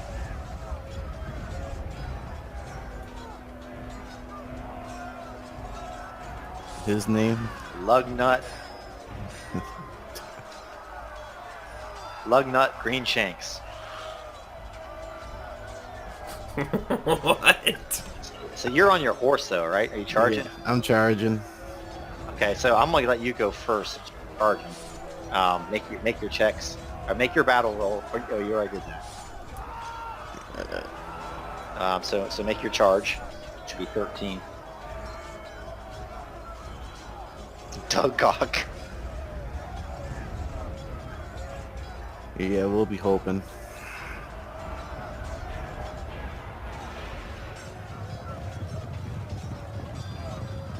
What could make add on 7 to all that? All right. So you're charging and you attack. Yes, sir. Set your stance first. Yeah. Yeah.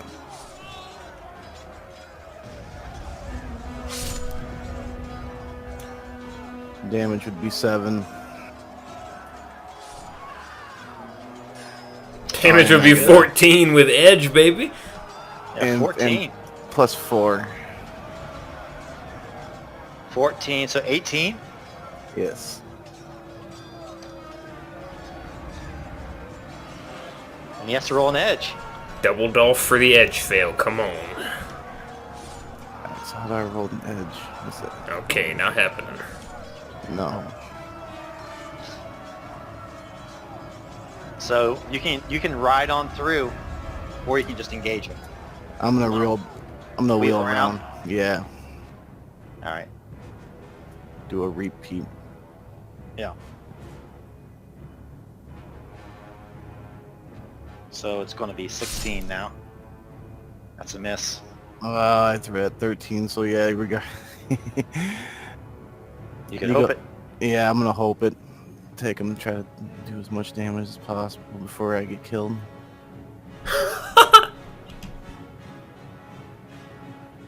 That's not very optimistic. So 12 plus 7.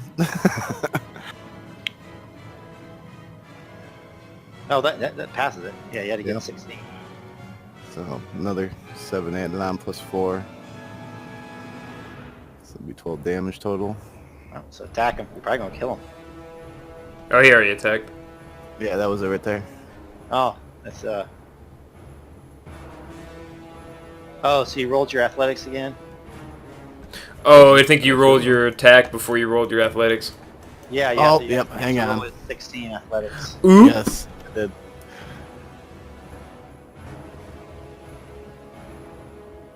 Or you might fall off your horse. Oh, I'm falling off. Not even a hope. That's what I get for getting ahead of myself.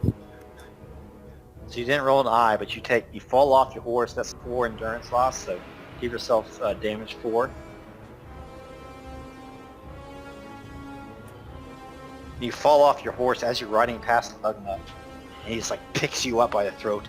Oh, you mean to ride past me again and strike me down on your high horse? I'm wounded, but I'm not dead yet, as you'll soon see, little man.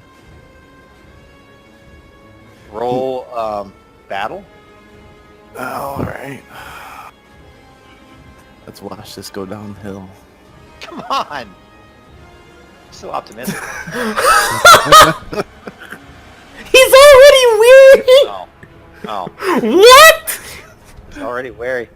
He's off his horse now. He's definitely going to be wary. What? Yeah, that diarrhea kind of took a lot out of me. Oh no. So Maybe I should have hoped that. He gets to go first. Lugnut shall now destroy you. Look, Brings out a spear and tries to drive it through your chest. Oh, that doesn't matter. I attacked himself. Maybe I'll do it again. Clicked on the wrong token. Oh, thank God. Yes, but I say thank you for rolling lower. Regular success. Damage 5, but he's going to reduce hate by 1 to give you damage of 10. Oh, bloody hell.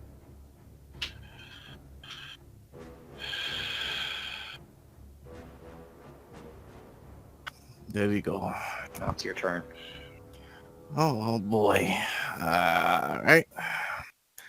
feeling some pain, falling off the horse, getting thrown, Your horse just takes off. getting stabbed with a spear, looking beat up already. Does a desperate swing. Two-handed this time, though. All he could muster.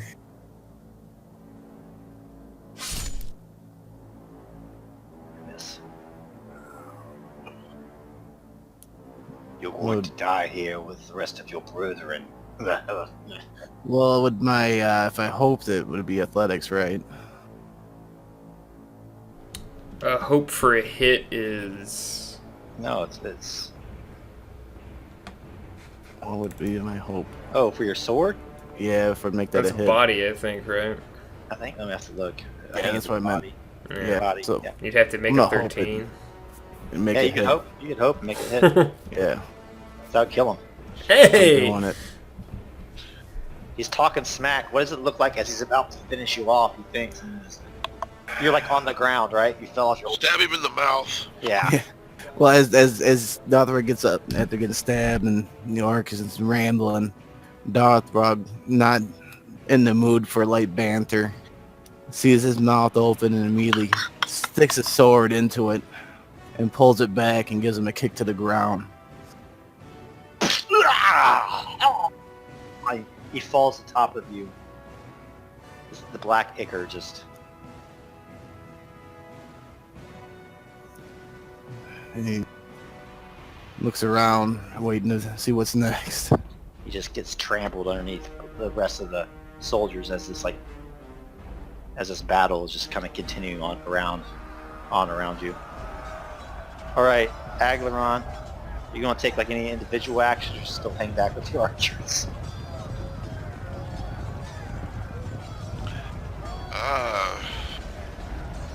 So how would it work if he wanted to take a shot at the one that is fighting Grimbrand? I'll just let you go up and join them, but you would have to enter next round.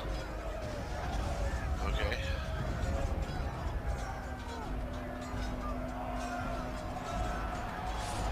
The elf will begin to move into range. So what does it look like as Aglaron, just elf speed, just dashes across the battlefield to come to Grimbrand's side? It's the broken field run across the rubble and the rocks. Skitters over a boulder here, eventually comes to a stop.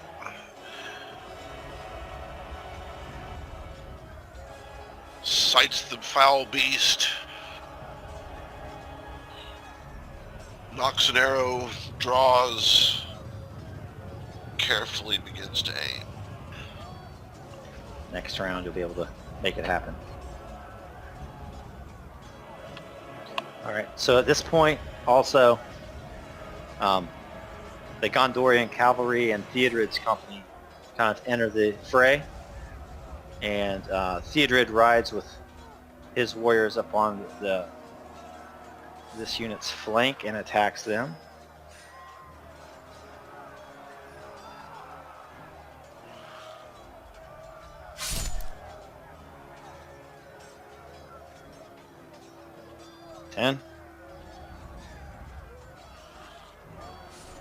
That's a pretty good charge, and Dwathrog, from where you're sitting, you see on your left, you see Theodred and his white horse just run into the left flank of the Uruk-hai, and it gives you some hope. And on your end, Grimbrand, you see the cavalry kind of circle around on the left flank of the swords, kind of trancing through the river and slamming into them.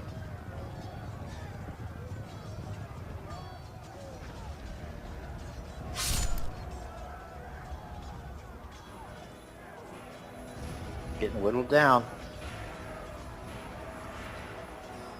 And I think it's the next round. Alright, so Grimbrand, you're first, right? Yes. Let's do your individual individual stuff first. And then we'll see what happens with that unit. Alright. So, Bjorning race specialty. They don't care about being weary if they're wounded. So, Yes. Grimbrand just eats the spear, just backs up, and looks like he's about to kill Orb, and looks up at the Grognarg, and Nobody makes me bleed my own blood and live. goes for the spear and just sprints at Grognarg, rage in his eyes.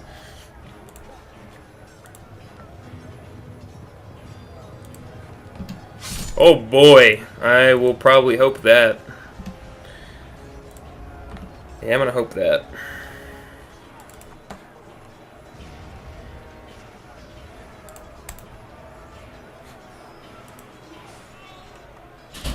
So that would be 9.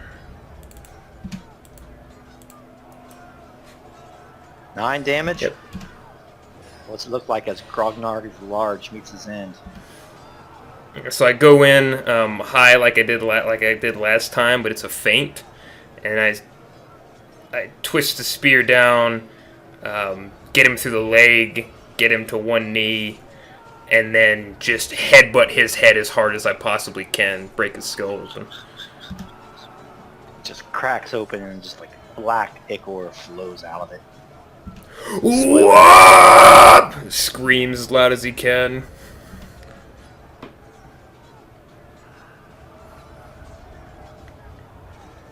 Runs to get back in with the Dunlandings. Unseen behind Grimbrand, the elf sighs in relief. And Agdaron, give me a shot on Grognarg. I'm see if it hits. At the same time, that's going to be enough to make that unit flee.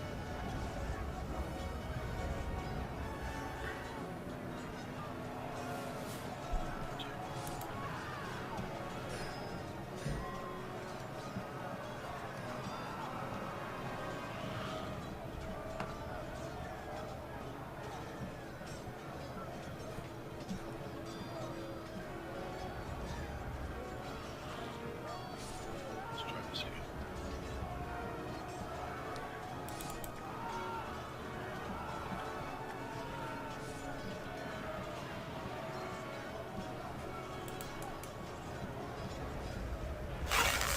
Of course.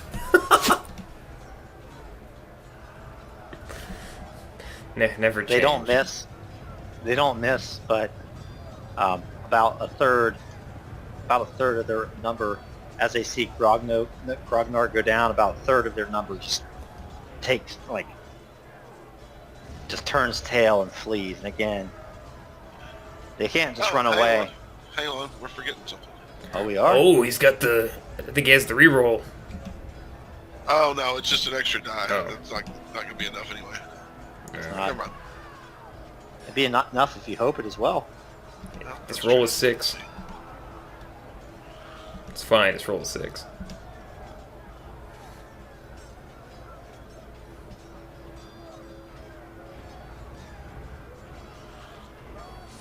Oh my god, the lag is killing me.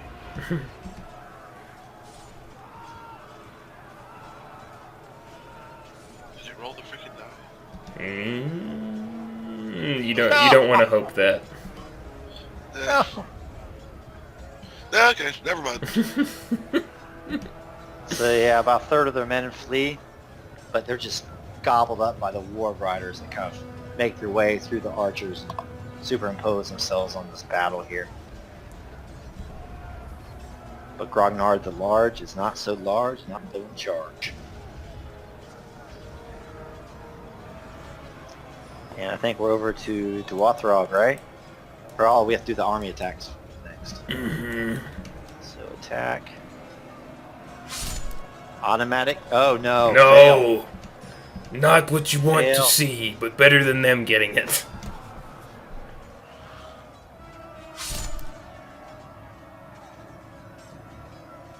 Oh, they're almost routed. On your flank, just simply overwhelmed by numbers. The Dunland folks are almost routed. The archers from both sides give their volley as well.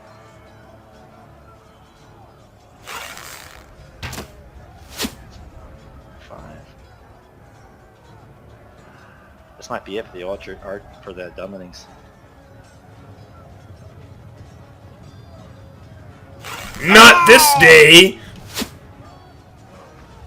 So what do you tell these guys as they think about breaking and running to stand their ground? No! No! Stand your ground! Are you men? Are you mice? Do not flee! Get up off the ground! You're not dead yet. That's just a finger, not your life. Go! Get in there and kill them! They'll kill all of you.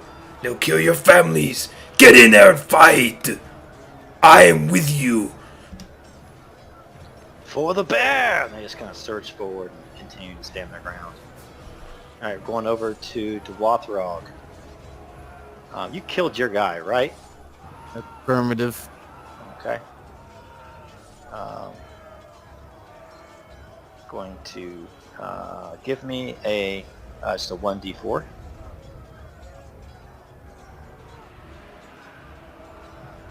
Rewarded with 4 more guys to fight.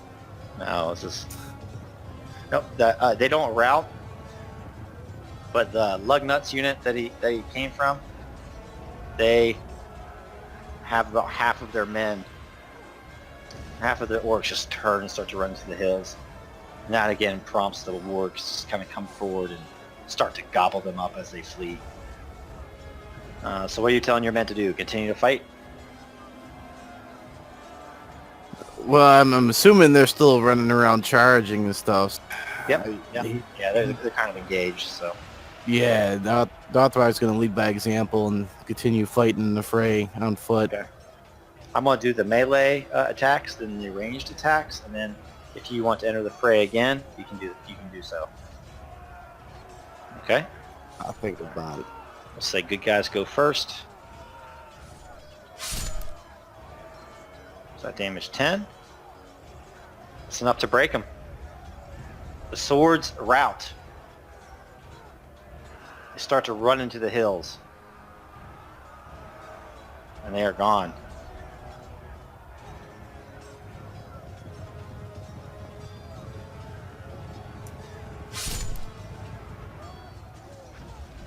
It's not non-spear entry. They for success. It's 10.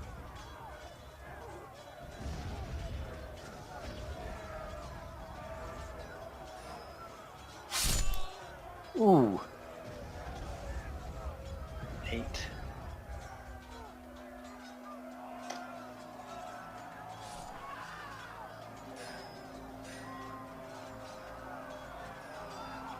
Good guy archers.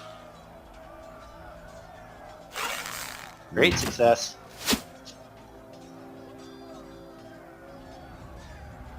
Here's the problem though. If they hit these guys, they might rout. Yes. 4. They only had 2 left. On your right flank, there's only a handful of forces left, and even if the men may be still and willing to fight, the horses turn and run down to the south. All right, what are you doing? I'm standing there naked on my right hand side. He will... gosh. Dothrog will continue to push and fight, so he'll engage somebody. Enter the fray.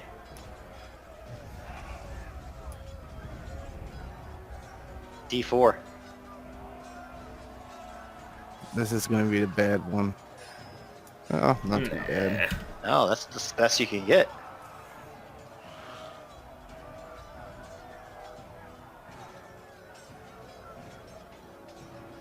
This is just like Uruk High that you see from the Two Towers movie, basically.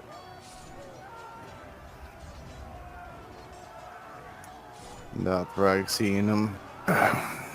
You're next. All right, roll battle.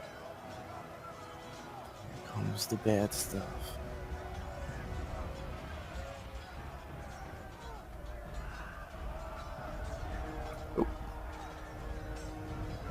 You go first. I like that. You can change your stance, by the way, now if you want.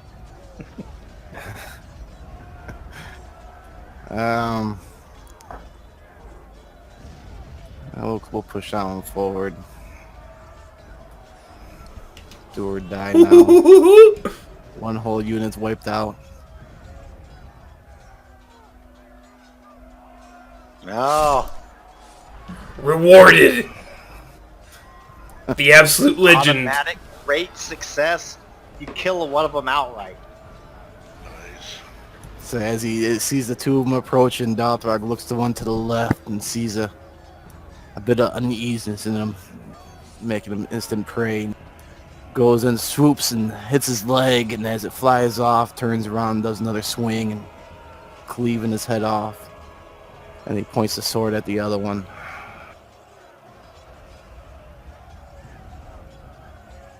Why do you point your sword at me, little man? There is no escape from this field of battle. You're going to taste death before this day is over. He charges you. I'd welcome it. Ooh. Ouch. It's 4 damage. Let me see if I have anything to throw at you. I was hoping you don't. Nope, I don't. That is 8 damage because it was a great success. Yep, 8 damage. Hey, 6 is a pretty hefty number, right? So how much you have left? Oh no! Alright, so you guys have all gone. I think next I did the like theater in the cavalry, right? Yes. Yeah. Then on the next round, the war riders can enter in as well. A hill. So theater and his cavalry is kind of wheel around, and they are going to be intercepted by the war riders, and they'll engage with them. And you hear this is where like the leader, this is the one the leader was at. There he is! Prince Theodred! Destroy him at all costs!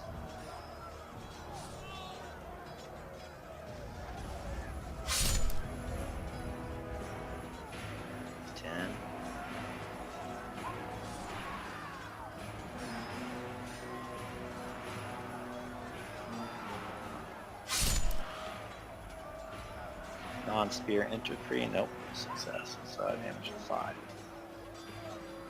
Ooh. Half.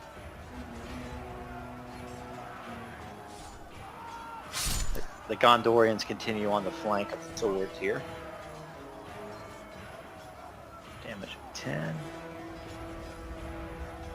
And the Dunlandings feel that these guys are about ready. And I think we're at the top. Grimbrand, you can enter the fray. You can hang back and see what happens. I mean, what I really want to do... Same with you, Aglaron, since you're kind of up in this battle now. What I really want to do is, if the Dunlandings break the Uruk-hai swords, Grimbrand's going to try to get him to charge the Warg Riders. By leading him into the Warg Riders. I mean, I want to go in, but I want to see if the Dunlandings break the Uruk-hai first. Alright, you want to do it? Hope that they're as insane as I am. We'll run all the mass combat first, and then see what's left. Yeah. You okay with that, Raven? Yeah, given that, Aglaron's action will be to yell for the Dunlanding archers to rain a volley down on the Warg Riders. Most certainly. As you do that, why don't you make...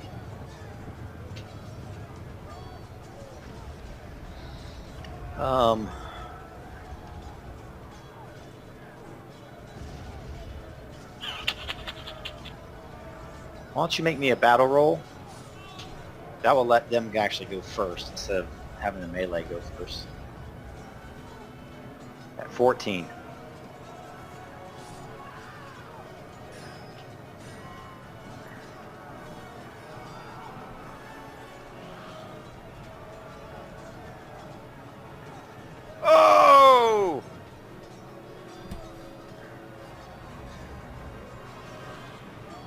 Very nice.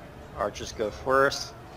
And Grimbrand, you're whistling overhead. The air is filled with the Dunlanding arrows. And 5 is enough. And they rout. They rout. So now, I guess the melee is joined. It's time to go mad. And, you know, seeing that all the Dunlandings are trash, there's not much what's left. We've still got another good fight in us. Those wolf riders, those warg, those ugly fools, they look like good targets. One more charge, let's go. Pick up your shields. With me. And And they do so. charge in. They charge in.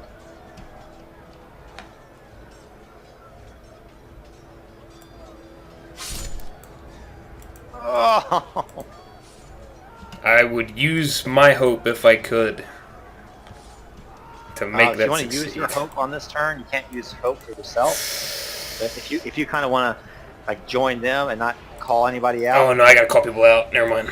you can do that. Let's let it not work out. I'll call someone out. Let's do it. Yeah, because they're probably going to rout the Dunlandings. Yeah, I had to Yeah. go hero mode. Ho ho! What?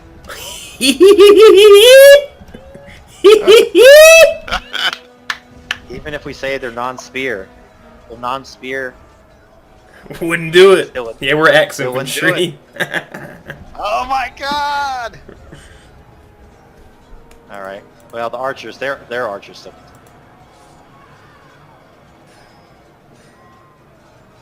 There we go. 4. God, that'll do it.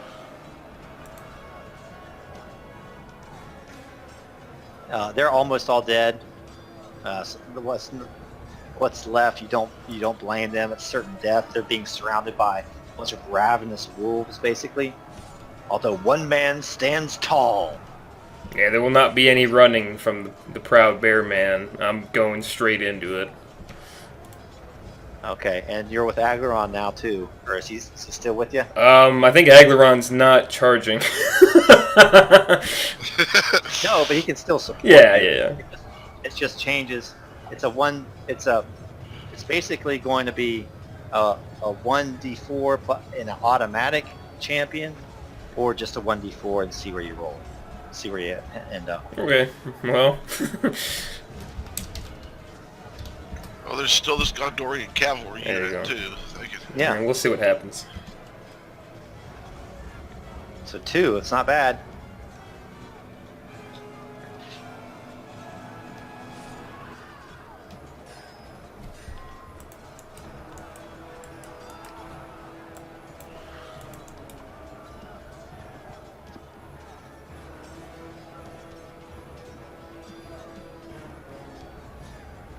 All right, roll battle.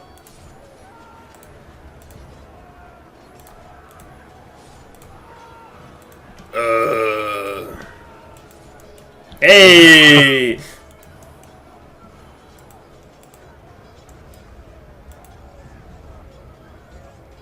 still get to go first, don't you? Yep. Bad men can't succeed on Dolph. So Grimbrand. I'm assuming these are. They're bad look highs. They're bad. So they're on wargs and stuff, right? These two particularly. Yeah, but we're just RPing that Yeah, part of it. that's fine. So he fights a couple of riders and pulls his spear forward and looks to them both.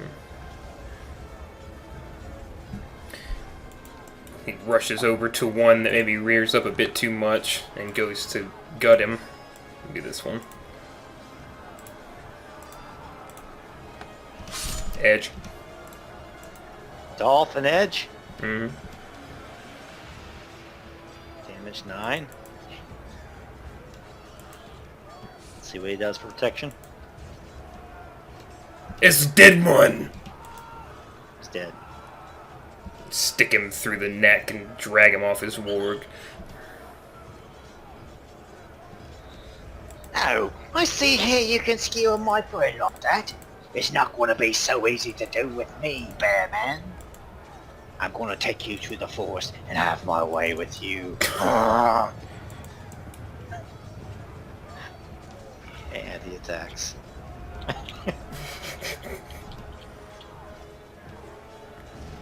Yeah, he might. That's an edge. Yep. Take 8 damage as well.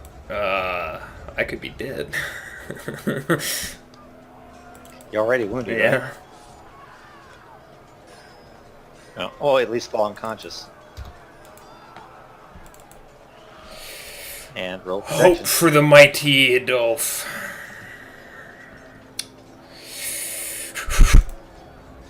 Oh no! Oh, you can't hope protection, can you? Yeah, you can. How much? What is it? Or maybe you can't. Are you miserable? Not yet.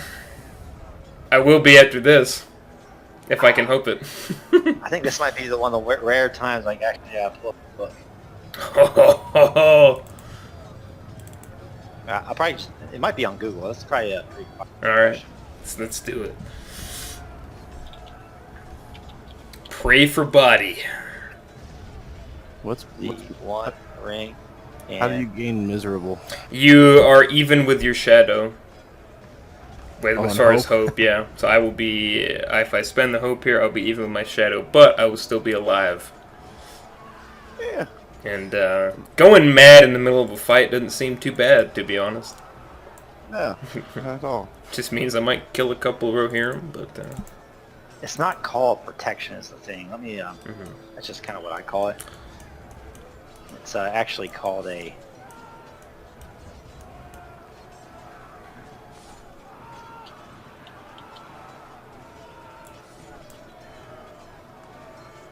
Armor?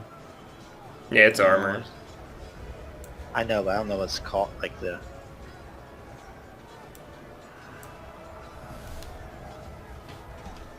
I feel like you can't.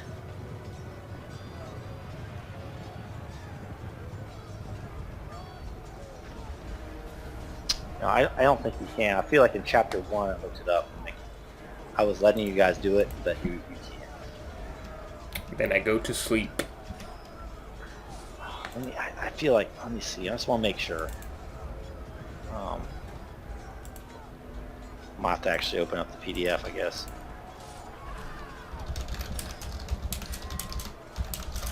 I don't like doing the book surfing, but this is important.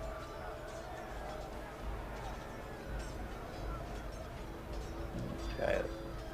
Role-playing game, revised.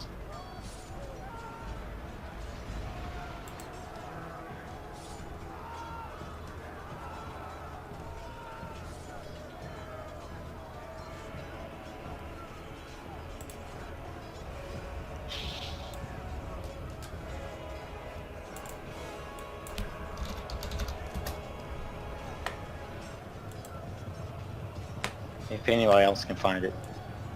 I'm a Googling.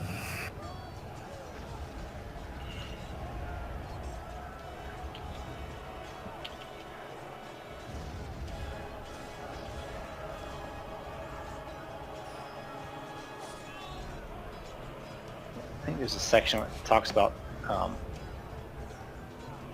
tasks or tests. Typical tests. It's a protection. It's called a protection test.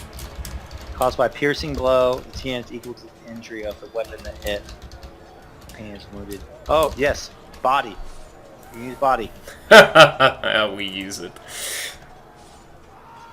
Yeah, I'm glad I looked.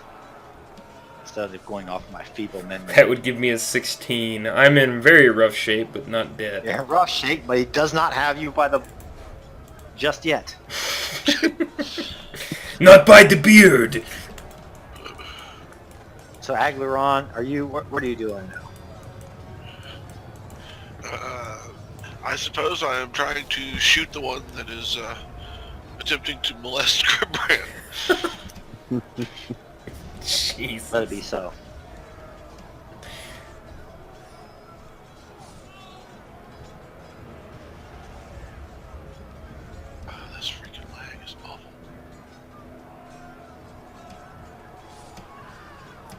You might want to turn off the gifts in No! Edge. your handle. That's 12 damage, right? There's 7 damage. Yep. Plus protection. Oh, just for giggles. Oh man. 16. Passed. Made it.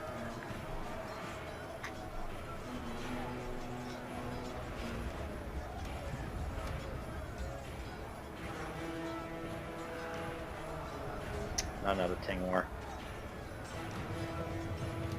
Okay. Okay. And now we've typically have gone over to Dwathra.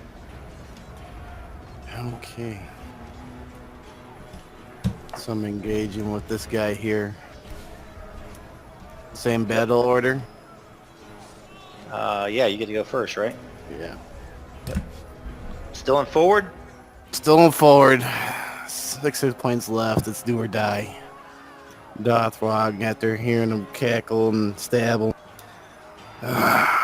If I shall taste death, you won't be too far behind me at least.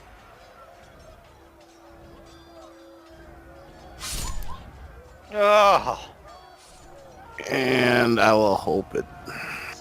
so weak. So weak. So that would be with the hope that put me at. Are you two-handing your sword now? Yes, sir. Please don't kill me. So that'd be 9 damage on him. Yeah. It's his turn. And Dothrog just is awaiting his response to the blow. No matter what happens here this game, I'm going to tear your throat out and use that poop.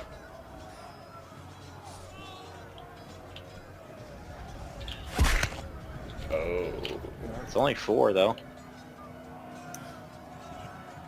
2 is a nice hefty number, right? You can do it. All right, still there. Let's roll the mass combat checks here. We'll do the melee first. Attack.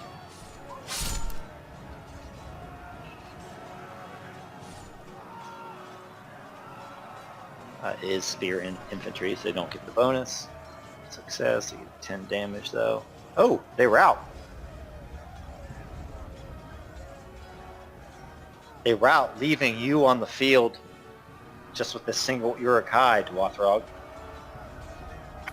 Things are looking up from here.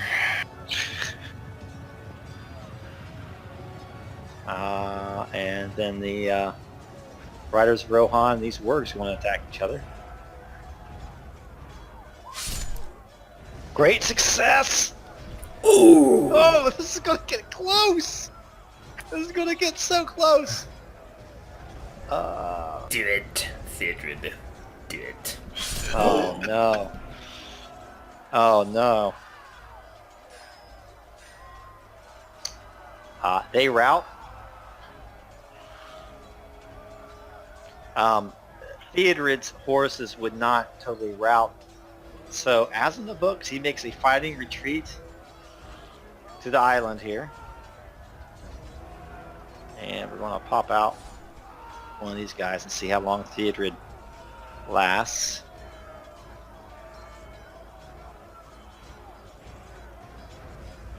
Ooh. Not good.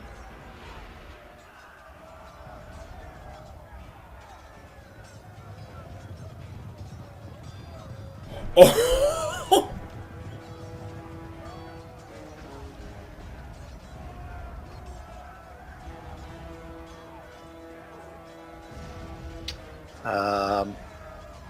Urukai archers still get to attack riders.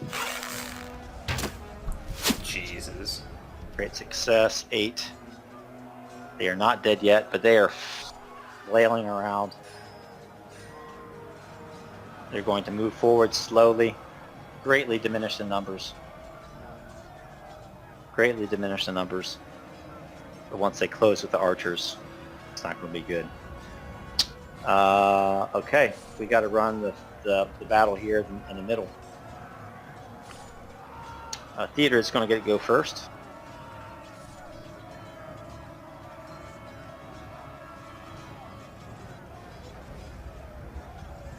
And he's going to attack.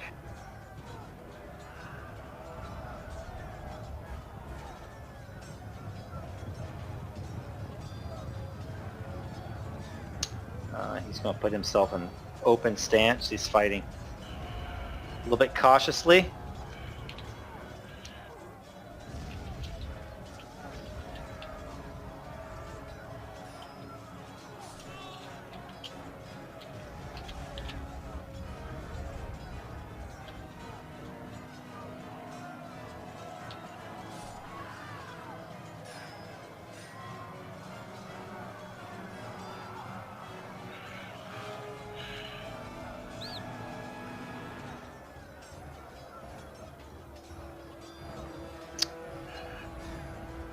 So silly, I didn't set up my macros for old Theodred.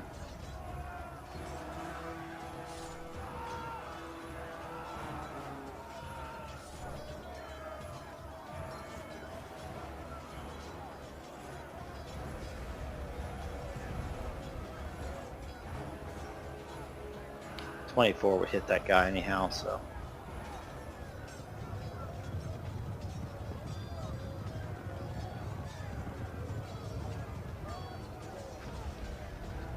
It's only 6 damage. You guys better get back there to save him. It might not last long.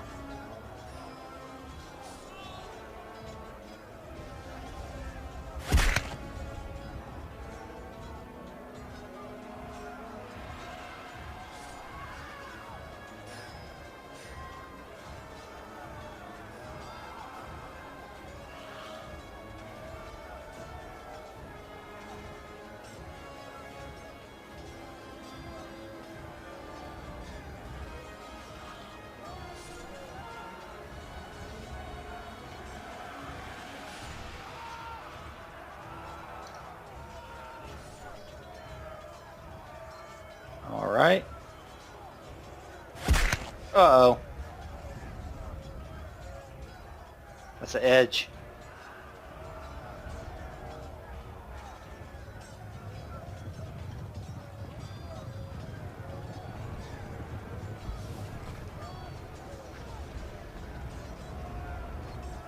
Oh no. Theodred gets wounded.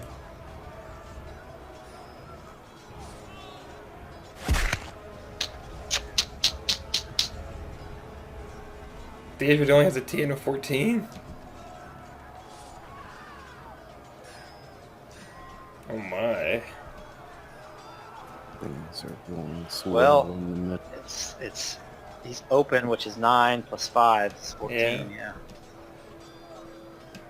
That's. I didn't have it right on that first one, but That's a lot of damage. Yeah. Oh, he's surrounded by 4 dudes.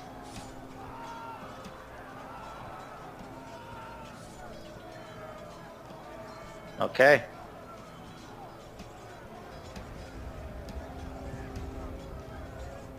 I think we're back to the top. Grimbrand. Yeah, after the Urukai's constant taunting, and he goes for the spear on him.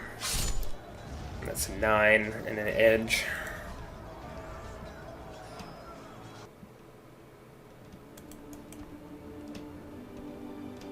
Let's see. 9, kills him. Yeah, so he looks at him talking, I'm gonna take you to the woods and have my way with it. Shut your mouth! And then just dismounts him with a spear and throws him to the ground. Would I be able to see that Theodred's straight up not having a good time? Yes. All of you guys can see him because he's on this kind of high hill in the middle of the stream. Yeah, Grimbrand is gonna see that and just try to start bullying his way through Warg Riders and get over there to that last man standing.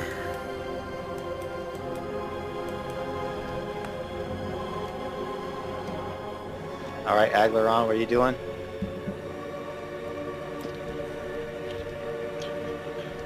He yells for other archers to aid Theodred, and if he can, he will take a shot at the champion. Yeah, I think like you can like dart there and then like take a long shot at that dude. And as you do, Aglaron, as you kind of go forward, you can see approaching from the east and south, you see 2 units of a couple hundred riders of Rohan with another kind of captain in front of them kind of crest the hill.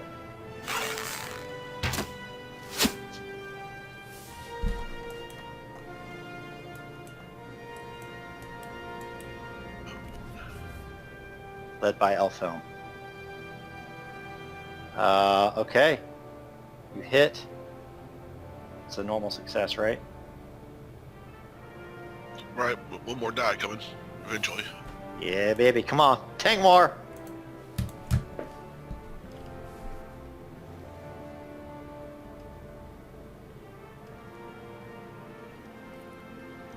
The suspense.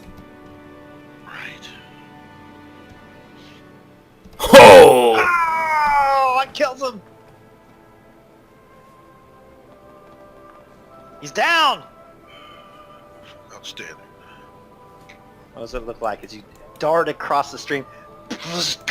Let arrow fly. More whiskey for Bo. The range is great. Agron leans back, draws the bow farther than usual, lets fly. The arrow sails true as the Urukai champion prepares to swing at Theodred's back. The arrow takes him through the throat. It's down. All right. Let's do the mass combat rolls for up here. The archers, you said you wanted them to kind of wheel around and shoot at the Warg Riders, which they do.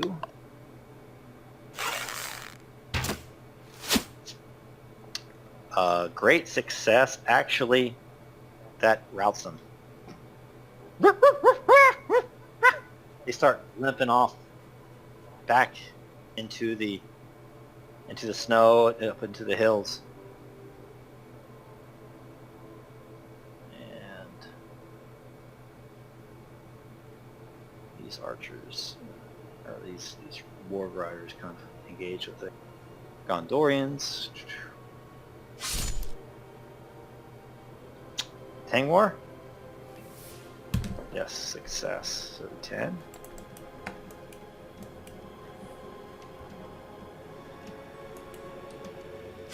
I'm kind of wanting these.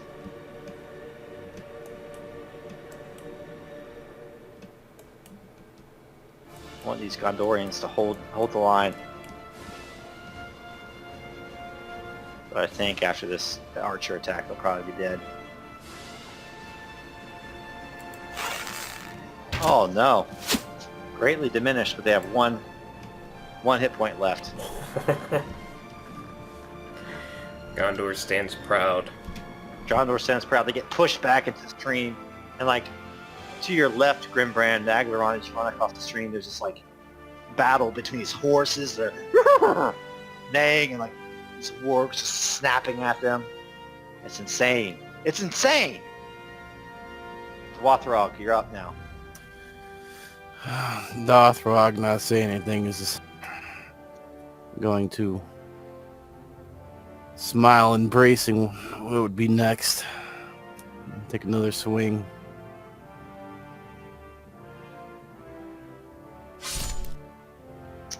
And I'll hope it.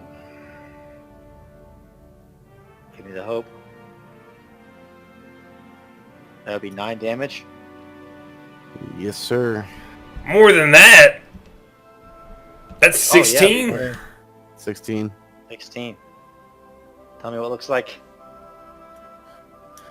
So feeling weak and weary and blood just draining, Dothrog gives it one final swing, hoping and that his foe is caught off guard. As he's done swinging, opens his eyes and realizes that it was success.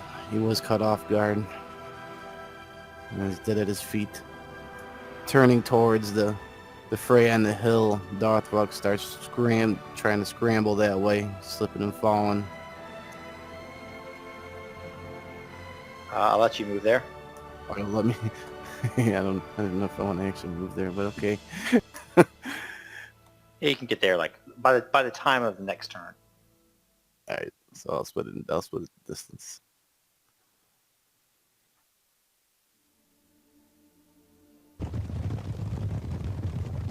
And from up high on the hill, you see Elfham just thundering down with hundreds more of riders across the east bank. The archers kind of see them. They see that there's like 3 units of riders thundering towards them. They turn tail to leave. As do the other archers, realizing they're going to be short work. But the question is, can the riders get there in time to save Theodred? Alright. So I guess the 3 of the PCs are up on the hill now at this point. Okay.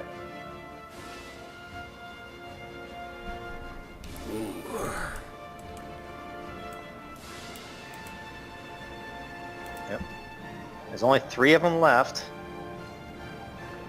So you guys get to choose. You outnumber them, so there's 4 of you versus 3 of them. You get to choose how you want to engage.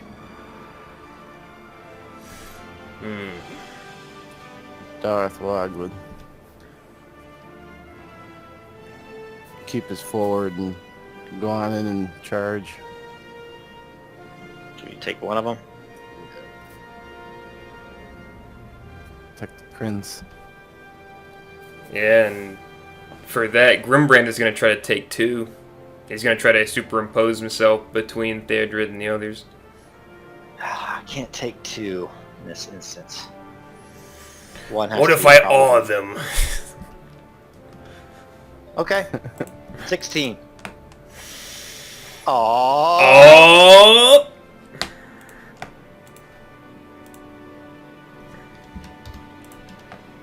I will hope it. Just don't roll an eye. You're miserable at this point. No, I'm miserable, but I'm hoping it. Good. Good. This is perfect. This is perfect. The last stand on the hill. How's this look as you kind of force Theodred behind you? Yeah, so Grimbrand runs up and sees the Uruk-hai trying to press in, and he just kind of shoulder checks Theodred's horse a bit. No! Let them seek me for combat! And he hits his head against his spear a couple times, and he's already been bleeding from the forehead. He hit his head against someone's shield earlier on purpose to do so. Come to me, you ugly fools! I claim both your skulls this day. Theodred's trying to enter the fray still, but he's like all wounded. Almost, he's on death's door basically. So set your stances, I'm set. Yeah. and one of you guys can roll battle to see who goes first. Who has highest? Well, I'm rolling at Reary. Oh, I have 2 and I'm not weary. You only have to beat a 4. I should... Oh man, these guys suck! I should be able to do this. Yes. Alright, you go first. You're taking on 2 of them. Ooh. So I try to narrow the numbers. I go for the one to my left. Theodred's out of the battle. He's kind of... So I'm going to go for... Actually, the one to the screen's left, actually. Let me do this properly. Edge! 16 damage. 16 damage? 16 damage and edge. Kills him. What? Just guts him and then pushes him to the side. with the blunt end of the spear and tenses up for the second one. Alright, to Wathrog.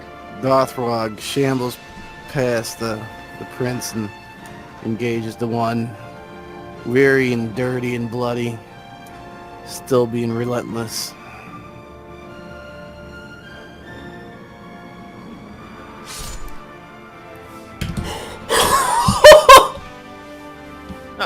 Yes! Yes! While wary? Yes!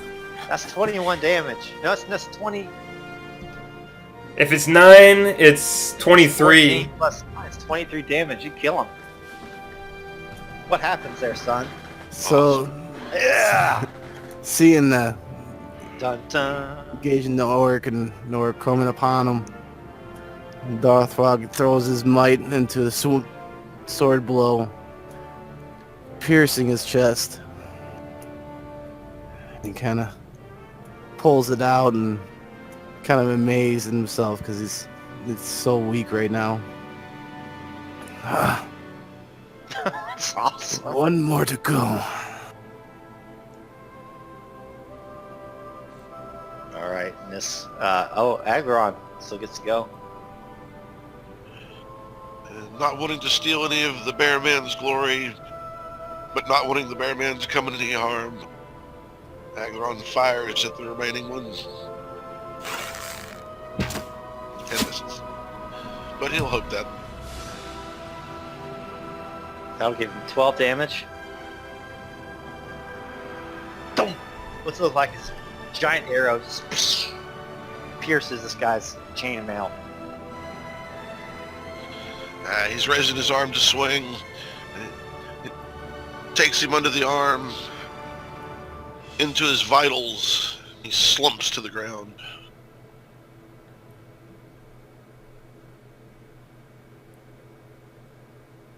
Still has a little fight left. Grimbrand. Do it.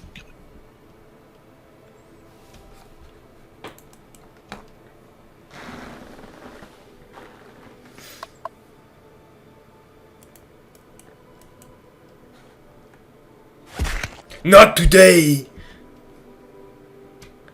Misses, and he is weakened from the arrow. Shambles towards you, the arrow sticking out of his chest. Leans on you. Oh yeah, definitely gonna try to run him through. Oh, of course.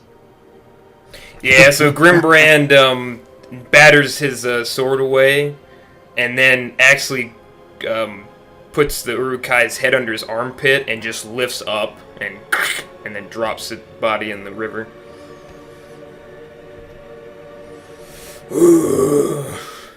Like I said, I was going to kill you.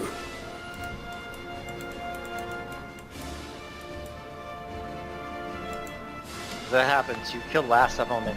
You see on both of your flanks, just the archers and the cavalry come sweeping forward, and the war riders that were engaged with the Gondorians, who only had one hit point left, flee the field of battle, and yelping, they disappear up the canyon back to Orthanc.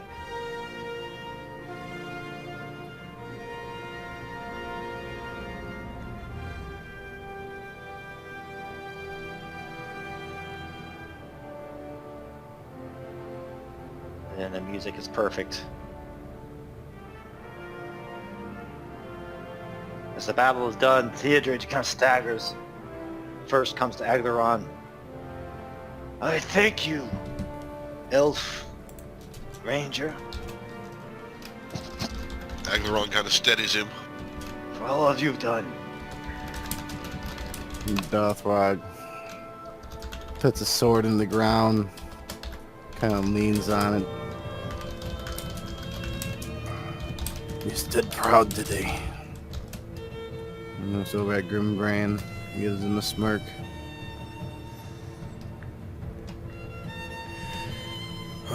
Yes. Many have fallen, but the forces of Saruman will soon be back. and in greater numbers.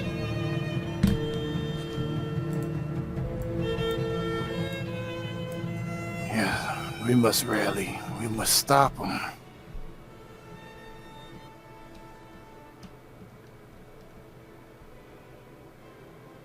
So as you look around, the Gondorian cavalry decimated.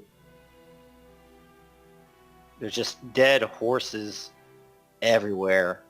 You may have won the battle, but the River Isen is certainly flowing red with the blood of men and horses. Some of the Dunlanding are kind of staggering back, a little bit embarrassed that they routed. And I suppose the only question is what you guys are going to do. Are you going to continue on to Gondor? Or are going to stay near the Gap of Rohan to fend off the coming storm led by Saruman the White?